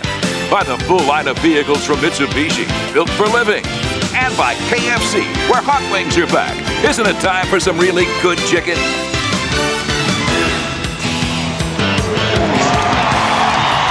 The Bulls are up 6 at this point in time. Michael Jordan sets a great screen. Hornacek gets caught on Rodman. You're going to see him slip to the basket. Michael, if he makes this shot, they go up 8. He misses. The Jazz now with one of their few fast breaks of the night. Scottie Pippen wanted the offensive foul. The officials have been consistent. They have not called this all night long. Kicks out to Russell, who buries the 3, a 5-point swing to cut the lead to 3. Michael Jordan on the bench for the moment. Kukoc and Pippen got all their points in the first half. Each is scoreless since intermission. Kukoc guarded by Keefe. Harper. And Kerr is stripped by Stockton. Here's Keefe ahead of the field. Blew the layup. Malone is there. Hornacek for 3. It works out better for Utah. The game is tied. Michael Jordan resting. Interesting, he normally doesn't rest him at this point in the game, Bob. Harper's open. Stockton takes it. Pushing it up the floor. All the way to the hoop. Utah has the lead.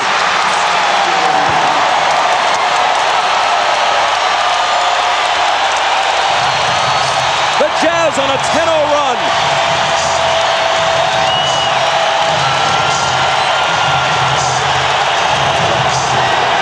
Rodman looking for Kerr off his hands and out of bounds. That's a bad decision on that pass because if Kerr caught it, he couldn't have done anything with it. He was buried underneath the basket. Not only was he buried, but Kukoc was standing at the three-point line wide open.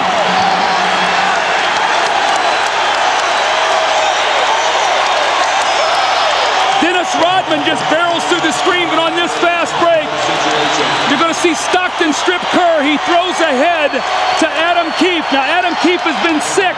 He has no legs. It comes out on the miss, and he hits the 3. Then here comes Stockton to give Utah the lead on the fast break, and on the ensuing possession, Rodman just runs through the screen and picks up the foul. His 4th. So Rodman has 4. Longley has 5. And Jordan comes back in. Hornacek at the line is from LaGrange, Illinois, not far from Chicago. He's fond of telling the story about his son Ryan, whose favorite player is Michael Jordan. He says Ryan has a Jordan jersey. but he has said it is absolutely forbidden to wear that jersey around the house during the finals.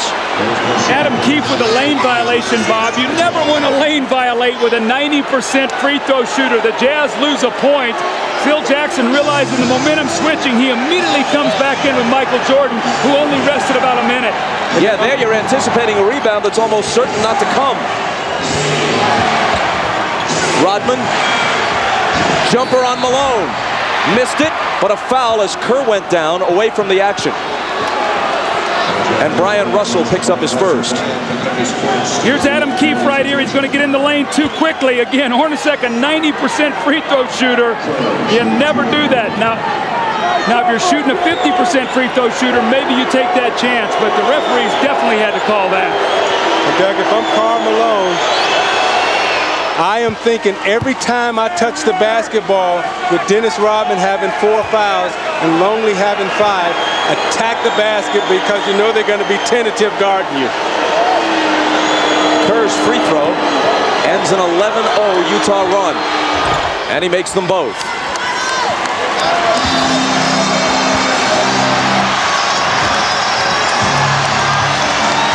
Howard Isley in for Stockton.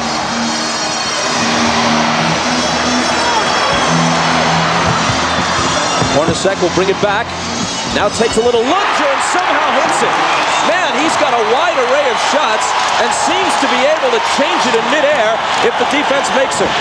Hornacek is a great shooter, and if he can get his right hand free, he can get off a good look. This time, a great shooter named Michael Jordan doesn't get the bounce. Isley pushing it up the floor. Get the ball on the block to Malone. Rodman's in foul trouble. Longley, as Isaiah talked about, take it to the basket. Malone, turnaround. The rebound to Pippen. So you can't settle for fall-away Jays right now.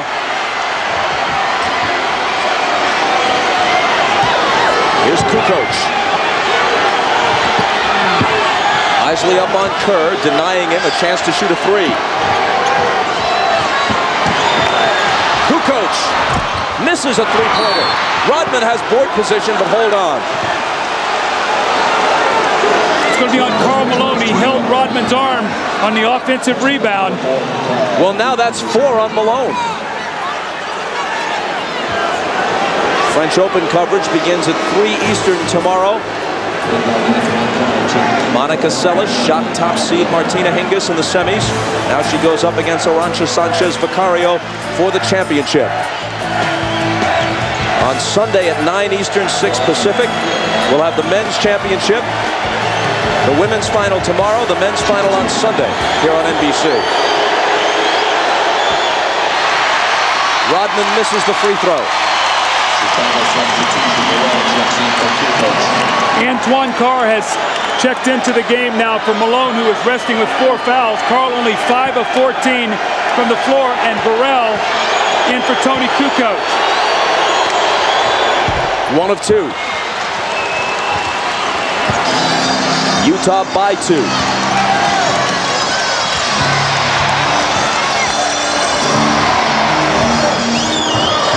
Isley around Kerr. Pull up floater, good!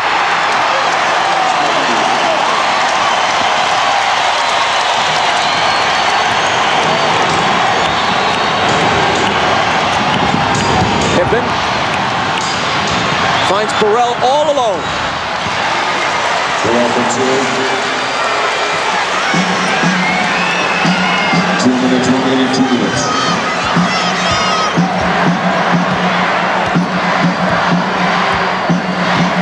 Antoine Carr in, screening for Isley, who's guarded by Kerr.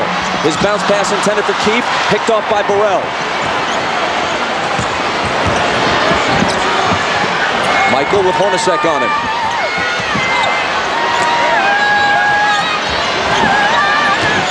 Behind the Rodman screen, he overshoots a 3, but Jordan grabs it and slams it.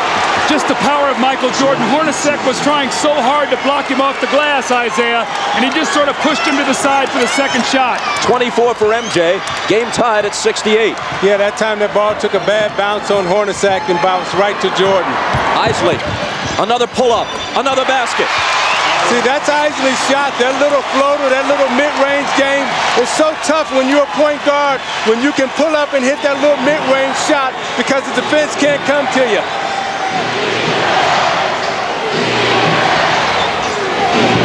Kerr from Jordan. It's off. Rebound Rodman. Pippen in the lane. Barella, good look at a three. Rodman chases it to the side and saves it for Pippen.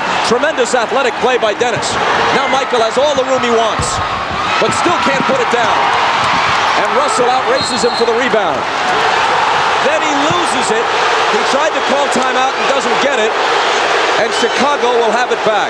It was great recognition by Burrell right there. They caught Russell in the corner, and they trapped him quickly, and everyone ran away from him.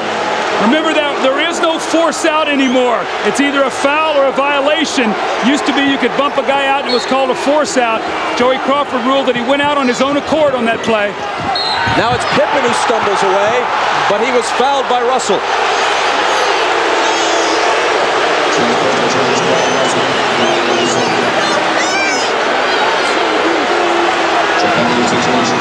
So now Pippen to the line with a chance to tie it with 32.6 on the third quarter clock, and Bill Wennington has come in for the first time in the series. He came in for Dennis Rodman. Rodman on 2 offensive rebounds.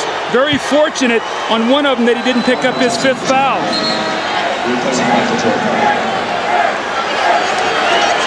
Boy, this may be a phantom foul. Oh, Scotty actually kicked himself. Yeah, he tripped himself. Yeah, he did, but I think they caught Russell pushing him in the back. Joey Crawford showed a push.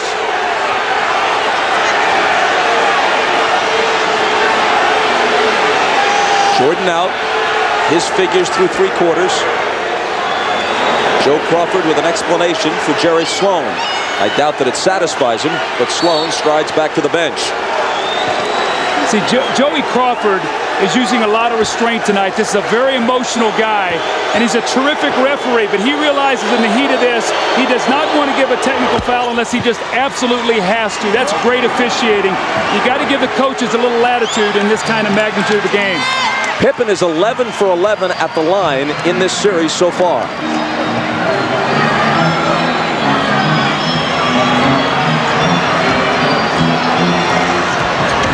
Isley to Carr. Head fake on Wennington. Then the pass inside for Keith, who bats it to Isley for a 3.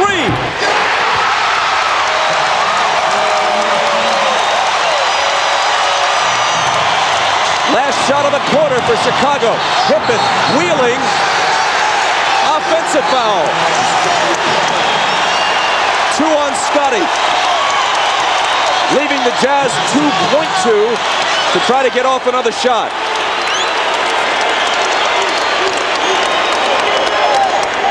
Isley back to Russell. He beats the buzzer and misses it. A 3-pointer by Howard Isley gives the Jazz a 73-70 lead heading into the 4th quarter, hoping to head to Chicago with a 2-0 lead in the NBA Finals. Back after these words from your local station. You're watching the NBA on NBC. This copyrighted telecast of the National Basketball Association may not be retransmitted, reproduced, or rebroadcast without the express written consent of the NBA.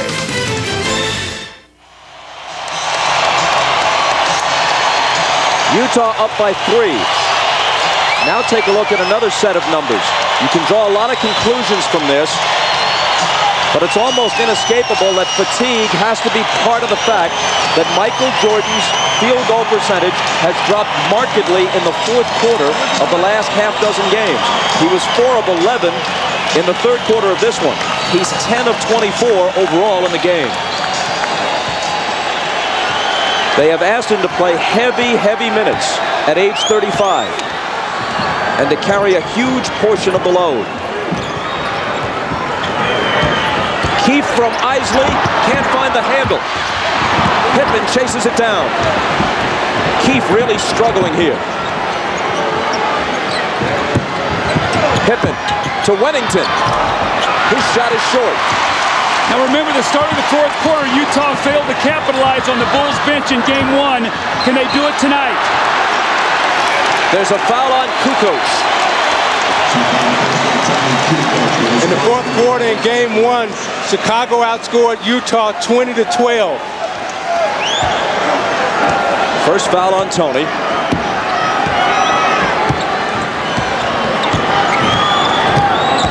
Kerr on Isley. Jumper over him. Rebound Keefe. Knocked away. No foul. Adam Keefe has no timing. He's working very hard, but he just does not have any timing. He's been sick and has not been able to practice or play the last few days. He started 75 regular season games for them, but out of sync now because of illness. As Doug said, Pippen misses. Carr rebounds. So Utah needs a score here, Bob. They need to force Phil Jackson's hand and not let Michael Jordan get too much rest so he can be fresh to finish this game. Shandon Anderson has it sail over his head, and it belongs to Chicago. This is almost identical to game 1. The Jazz struggling to score with turnovers and missed shots. The Bulls now have been able to stay within 3 points and get Michael Jordan a minute and a half rest. Chris Morris about to check in for Utah.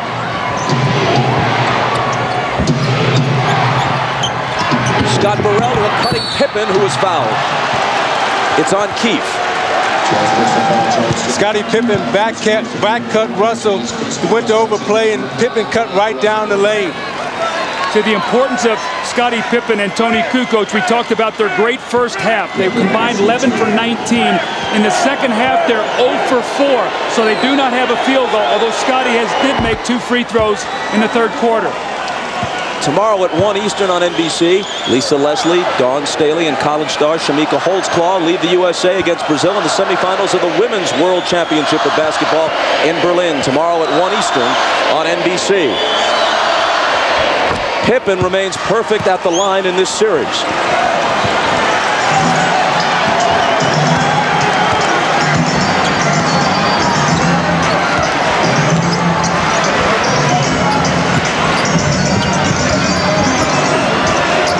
Antoine Carr hands to Isley.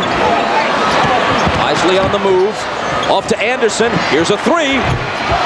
Spins out, and Wennington wrests the rebound away from Keefe. Kukoc for 3.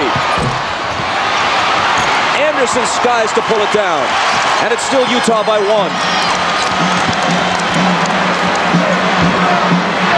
Who is Utah going to go to get a score? Going to try to post Anderson on Burrell.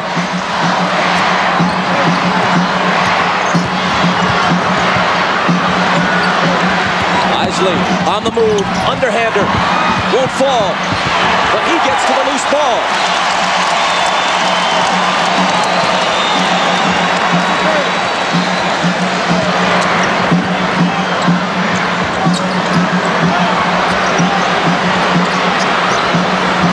Isley.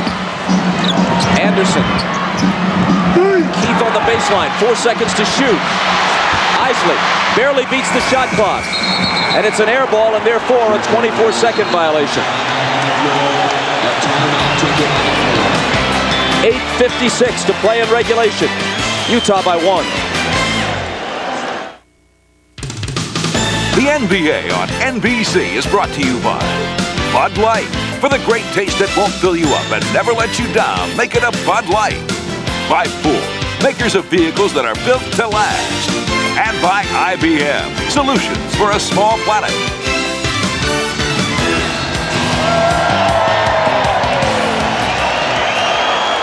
Now, Utah is struggling in this fourth quarter. They haven't scored 1 bucket. And the reason why they haven't scored, everything is one-on-one. They're known for their perfect passing, their precision cutting, but they've gone to a more passing game, and everybody's trying to do everything off the dribble one-on-one, and they're having a hard time scoring. They got to get back to the basics, got to get back to running their offense, and get back to being disciplined. You look at their shot chart, they haven't made 1 shot, nor have they gone to the basket.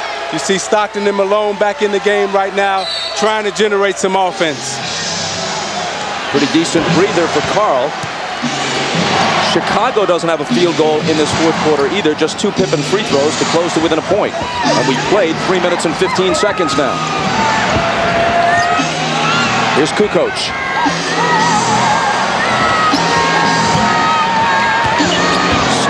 on Michael. Jumper over John. The bank is closed on that one. Kukoc wins the battle for the loose ball. It's Kerr outside for three. Anderson takes the rebound on a bounce. Phil Jackson again going with Kerr rather than Harper in the fourth quarter of a close game.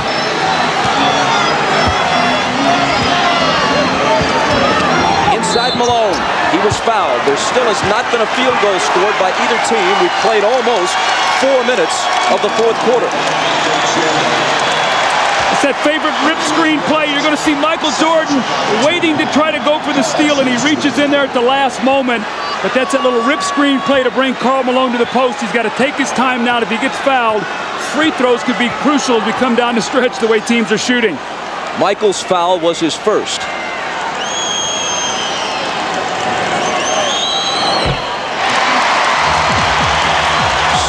Points for Malone. And when you look at those numbers by Karl Malone, what's impressive to me is that in the first round, he went through Hakeem Olajuwon and Charles Barkley and Kevin Willis. In the second round, he went through Tim Duncan and David Robinson. In the third round in the conference finals, he beat Shaquille O'Neal. And right now, he's trying to go through Michael Jordan. He makes one of two, and Utah leads by 2. Can the Jazz win again on their home floor without the usual contribution from the mailman?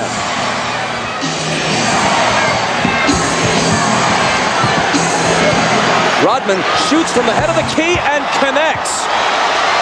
Even he has to say, hey, go figure. Now, Chicago has been in 4 straight road games like this in the playoffs and have lost all of them. Can they find a way to win this one to even the series? All winnable games on the road, and all of them in the L column for Chicago. And another foul on Michael. Now you watch Rodman here. Now Rodman's a pretty good straight-on shooter when he gets himself set. He can knock this shot down. Doesn't take it a lot, but you look at the rotation in the forearm on the basketball. Doesn't shoot it much, but he says, thank you right there. After 4.5 minutes of the quarter, the only field goal belongs to Rodman on a 20-foot jumper. Poked away, and Jordan has it. Chicago looks to take the lead.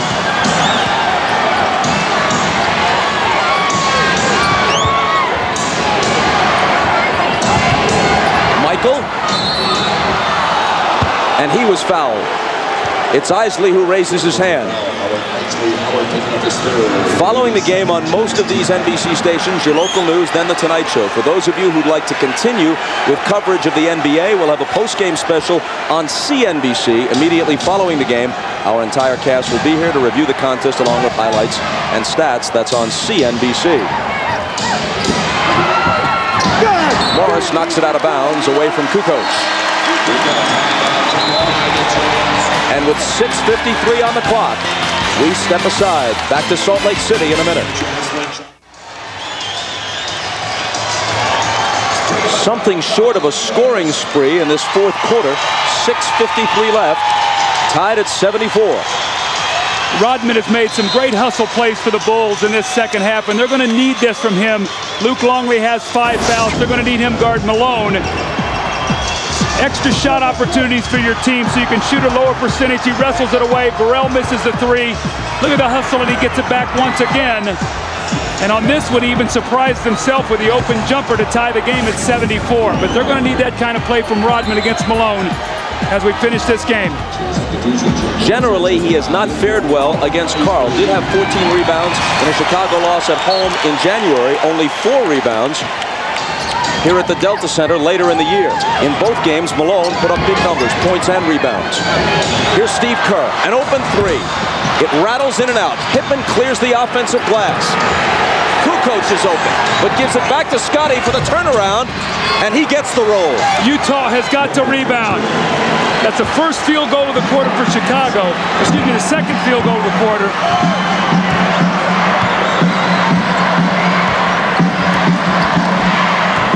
Here is Stockton.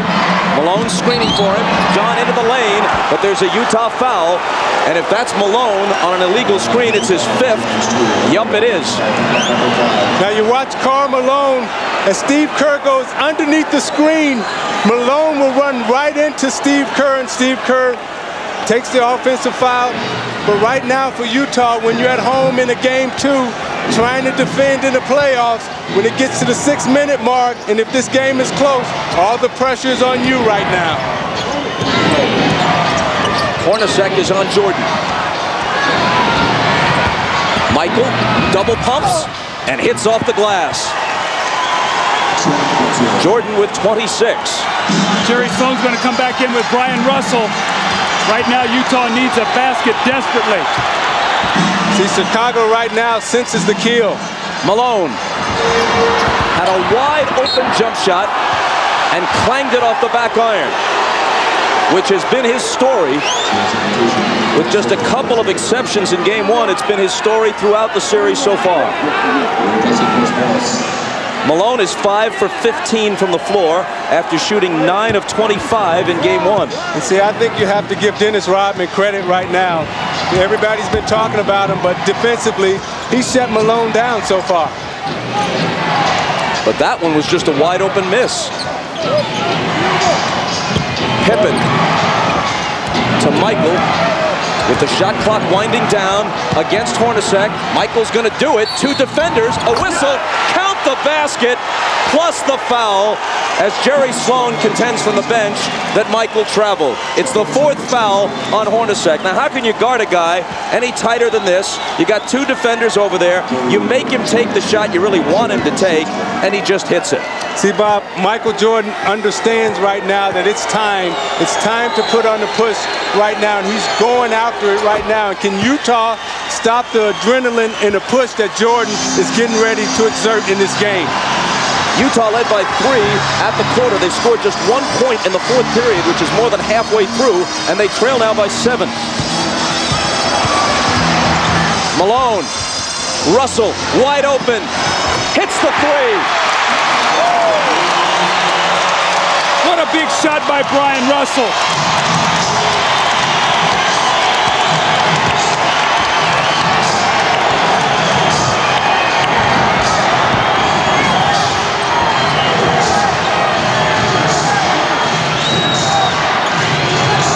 Kerr looking for Michael. Michael looking for the hoop. Rodman grabs it. Another offensive rebound for Chicago. Jerry Sloan hands on hips in front of the Utah bench. Malone now is on Jordan. They better help him. He's got 5 fouls. Russell comes over. Michael into the lane. Left hand. Got it. Taking this game over now. All of that because a second shot hustled by Dennis Rodman. He got him another possession and gave him 20 more seconds on that score. And on that layup, Doug, Malone couldn't come over and help because he had 5 fouls. Now Rodman and Malone hit the deck. And it's 5 on Dennis.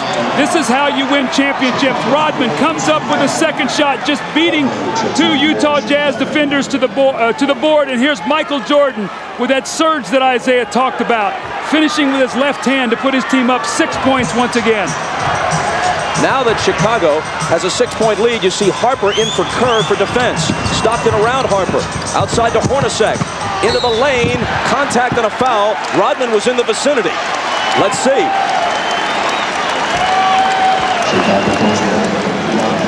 It's Harper who's hit with the personal.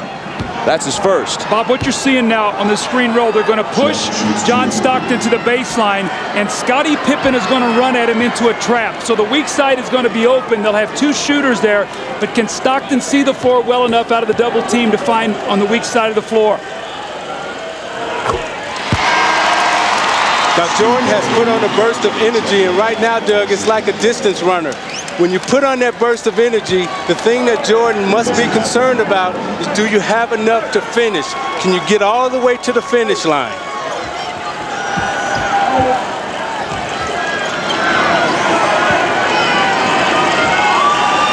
In this 4th quarter, he's 3 of 5, reversing the trend of relatively poor 4th quarter shooting the last 6 games.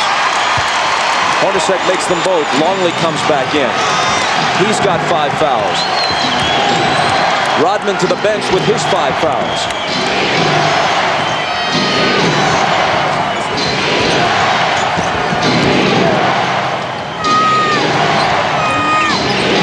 Jordan, Russell on him, fires over him.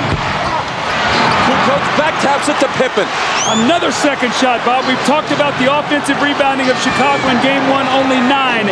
If the Jazz do not win this game, their second shots are going to kill them. 16 offensive rebounds for Chicago tonight.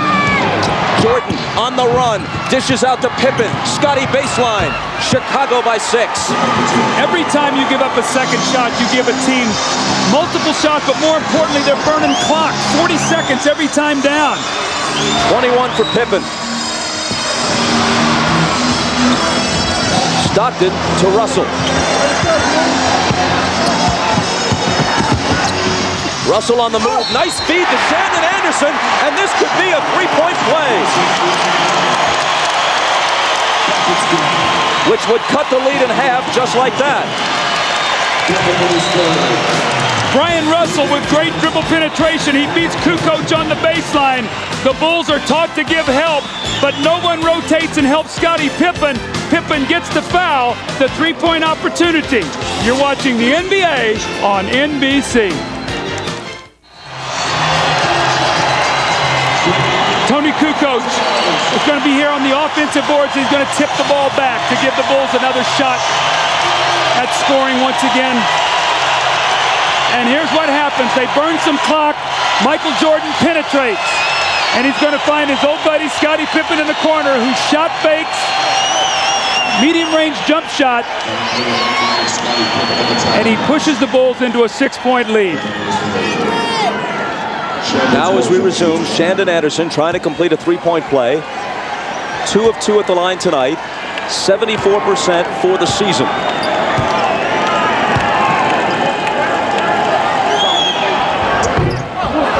But he misses it. Here's Ahmad.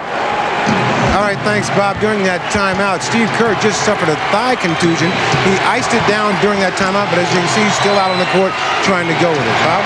Where possible, Phil Jackson is going with situational substitutions. Harper for defense. Kerr when the Bulls have the ball. Jordan exposed to the hoop. The reverse isn't there. Malone saves it in. Here comes Russell. Flipping to Stockton. Anderson on his right. Shandon Anderson misses it. Loose ball. Cleaned by Russell. He finds Anderson. And this time Anderson is fouled. I'll tell you what. First of all, that's 6 on Longley, and that's the most important thing. So Rodman's going to have to come back in with 5, unless they should go to Wennington, which seems unlikely. But this Shandon Anderson, he will take it into some traffic. You see him right here. He's just going to give his body up. He knows it's going to be a foul. Now what he's got to do, he's got to compose himself and make the free throws. Luke Longley did what you're supposed to do. Even though he fouled out, you can't give up a layup here at this stage of the game.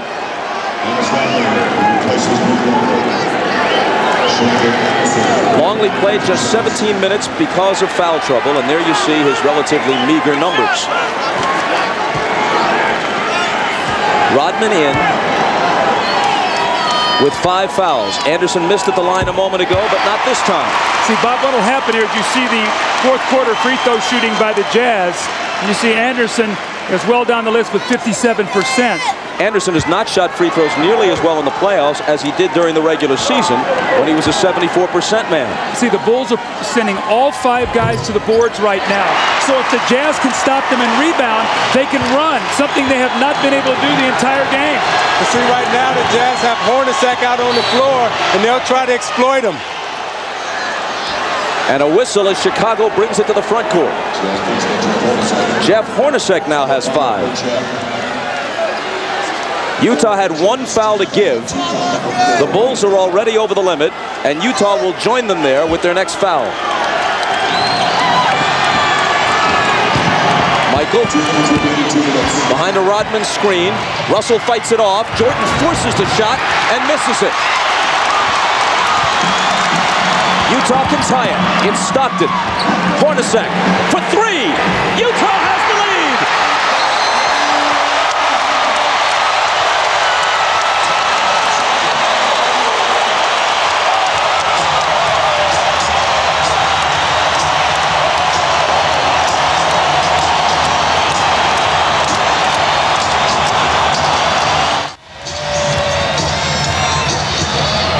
Michael Jordan 3 for 8 in the fourth period, and you're going to see being forced into a very difficult shot.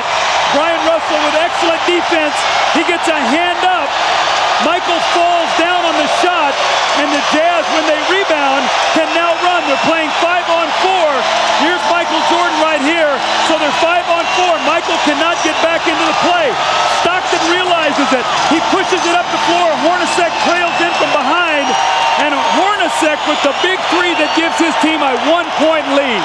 Hornacek at age 35, aching Achilles and all, 20 points. 15 of them in the second half, and Utah has hit 7 of 10 three-pointers tonight after making none in 8 attempts in game 1. Jordan dips inside on Russell and slings it out to Kukoc. Left unattended, he misses the three. Rodman, a huge board. And Kerr has it. When you're double teaming, you got to rebound. Pippen bumping with Hornacek. A minute 20 to play. Pippen's shot isn't there, and Malone will take it. Utah by 1. Stockton directing traffic.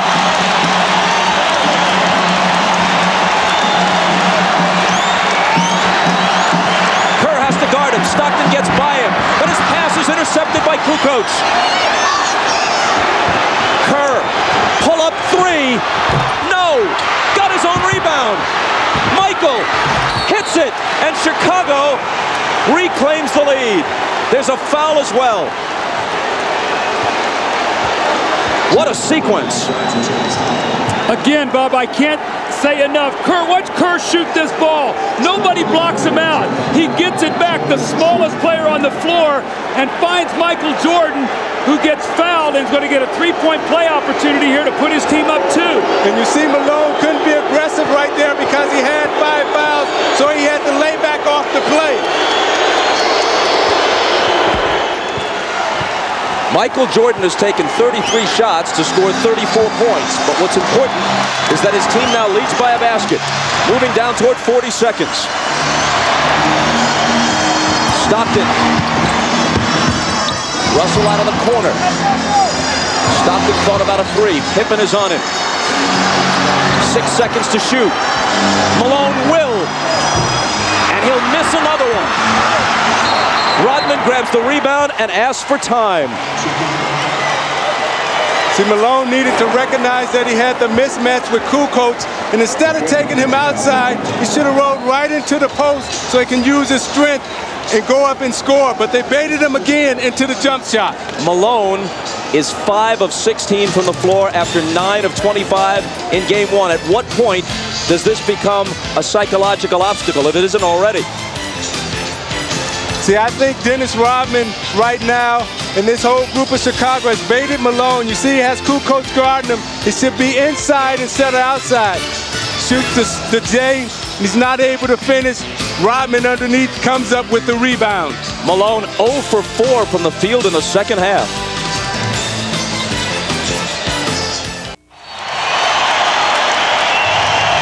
If you want more basketball, switch over to CNBC on the cable side after the game for the post-game report. Now, Rodman got the rebound and asked for timeout. 23.4 on the game clock, 23 on the shot clock. For all practical purposes, they're identical, and that means that unless Chicago turns it over, Utah has to foul. And you see Winnington in the game now for Rodman. And Kerr is immediately fouled by Morris. Just about the last guy you want to send to the line.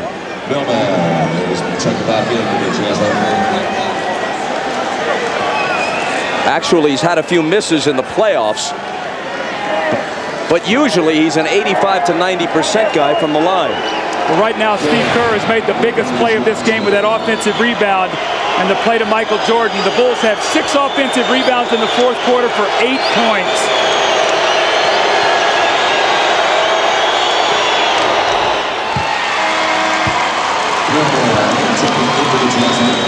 Chicago by 3. Scottie Pippen was bent over a moment ago in some sort of discomfort. That's Chip Schaefer, their trainer. Wennington and Kukoc out.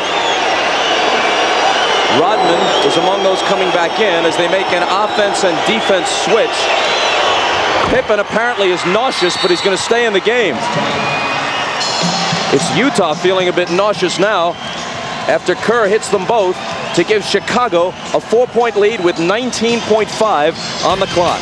And we're back after these messages, plus a word from your local station.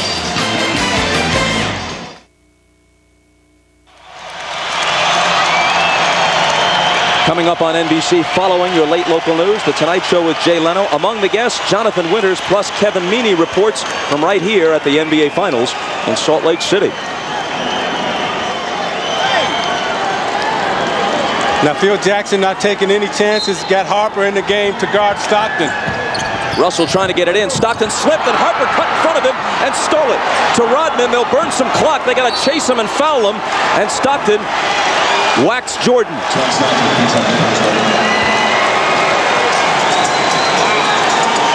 Well, the Chicago Bulls had lost 4 consecutive close playoff games on the road.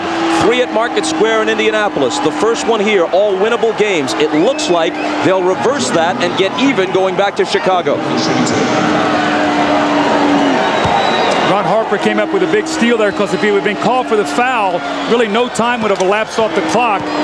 Stockton makes 2 free throws. It's a 2-point game still with 19.5 seconds to go. So that was a big steal and a big no call there with Harper coming over his left side trying to get the steal which he got.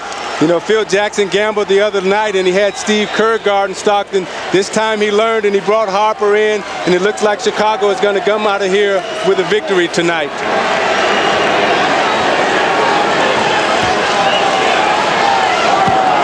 Chicago by 5 with 14.5 on the clock. 1 of 2, 35 points for Jordan.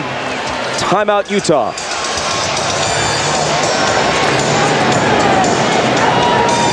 Well, Karl Malone cumulatively is 14 for 41, 9 of 25 game 1, 5 of 16 tonight, 34%, 37 points in the 2 games.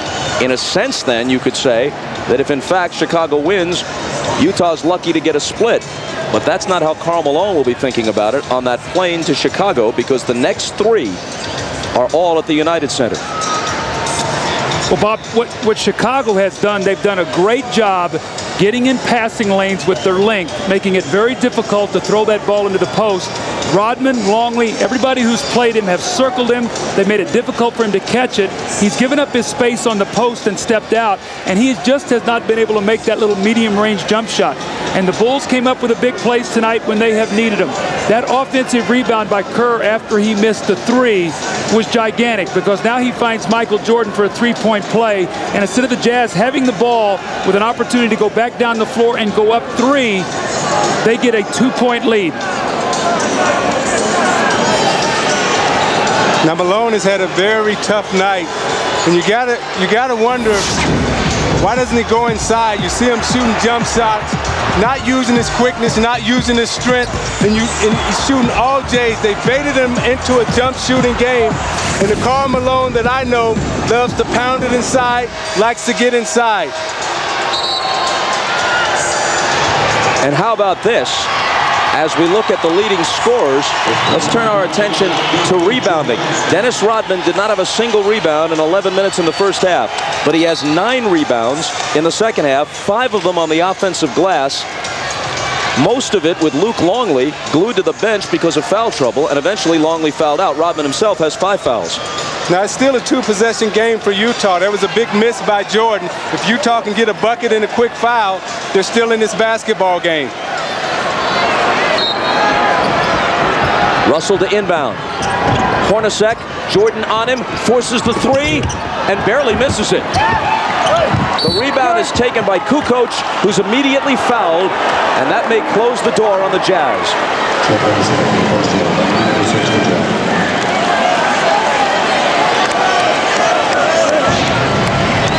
Let's take a look at what's ahead. Showtime at 7 Eastern, 6 Central, 5 Mountain, and therefore 4 Pacific on Sunday night. Next 3 games in Chicago. Sunday, Wednesday, Friday format. throughout the finals. And if a 6th and 7th are required, they're back here at the Delta Center. But apparently Utah will have to win at least once in Chicago in order to bring it back here. They did win the only regular season game between the two teams at the United Center. Bob, I remember when we went to Los Angeles and won one game, and we split, and the Lakers came back and beat us in Detroit in that game 3. So that game 3 is a pivotal game for Utah because that's a game that they can go in and get. Well, Kukoc, looking to retain what suspense remains in this game, misses them both. Well, Scottie Pippen gave him 8 points in the second half. Michael Jordan 21, so 29 combined by the two guys. But I go back to the offensive rebounding. That was really the difference. Pippen with a great all-around game. Chicago, 18 offensive rebounds.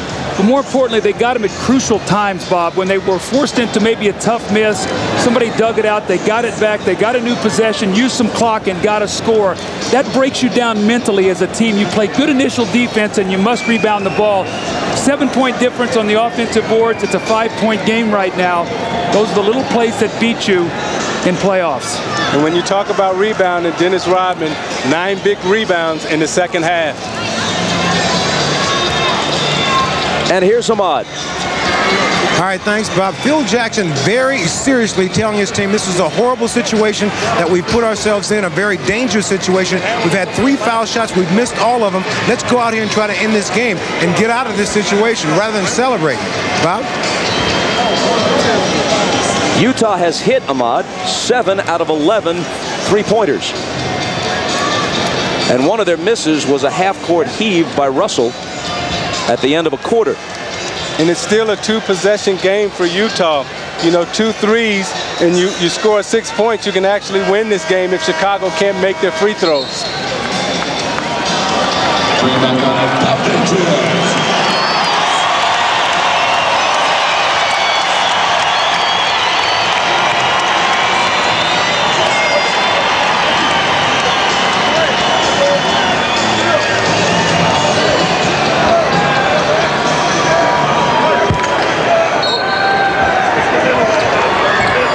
Russell, again the trigger man, having trouble. Malone, now Russell gets it back. Good look at a 3, and it rattles in and out. Morris follows with 3.7 seconds, making it a 3-point game. Now the Bulls have to get it in, and knowing they have a timeout remaining, Rodman uses it. Now each team has only a 20-second timeout left. And this is a 20. This is a 20, so Chicago retains its full timeout.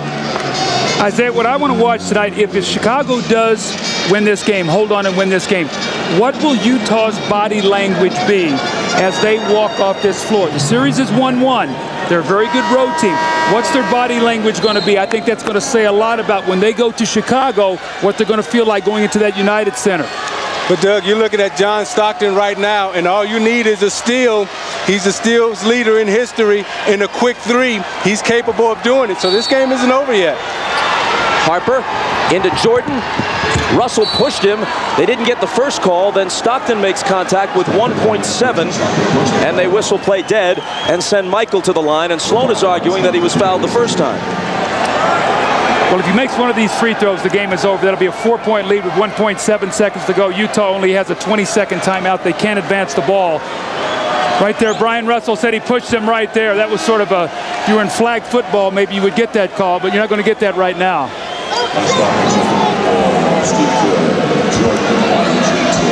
Jordan at the line where he's hit 7 of 8. He's 14 of 33 from the field and has 35 points. That ices it. See, I believe you win with guards, and Chicago's guards have totally dominated this game tonight. Here's another determining factor. Utah 20 turnovers to Chicago's 7. 37 for Michael. Stockton from half court. Chicago comes into Salt Lake City, weary or not, and gets out with a split.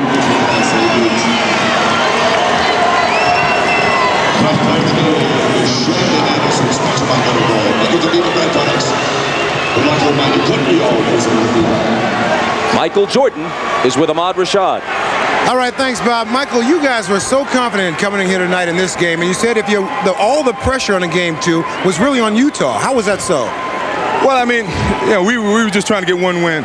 We played extremely well the first game, and it was just a matter of executing down the stretch. And I'm pretty sure they realized that they wanted to come out and play better. It was on there. It was pressure on them to come out and play a lot better. We know we didn't play particularly well, and we had an opportunity to win game one.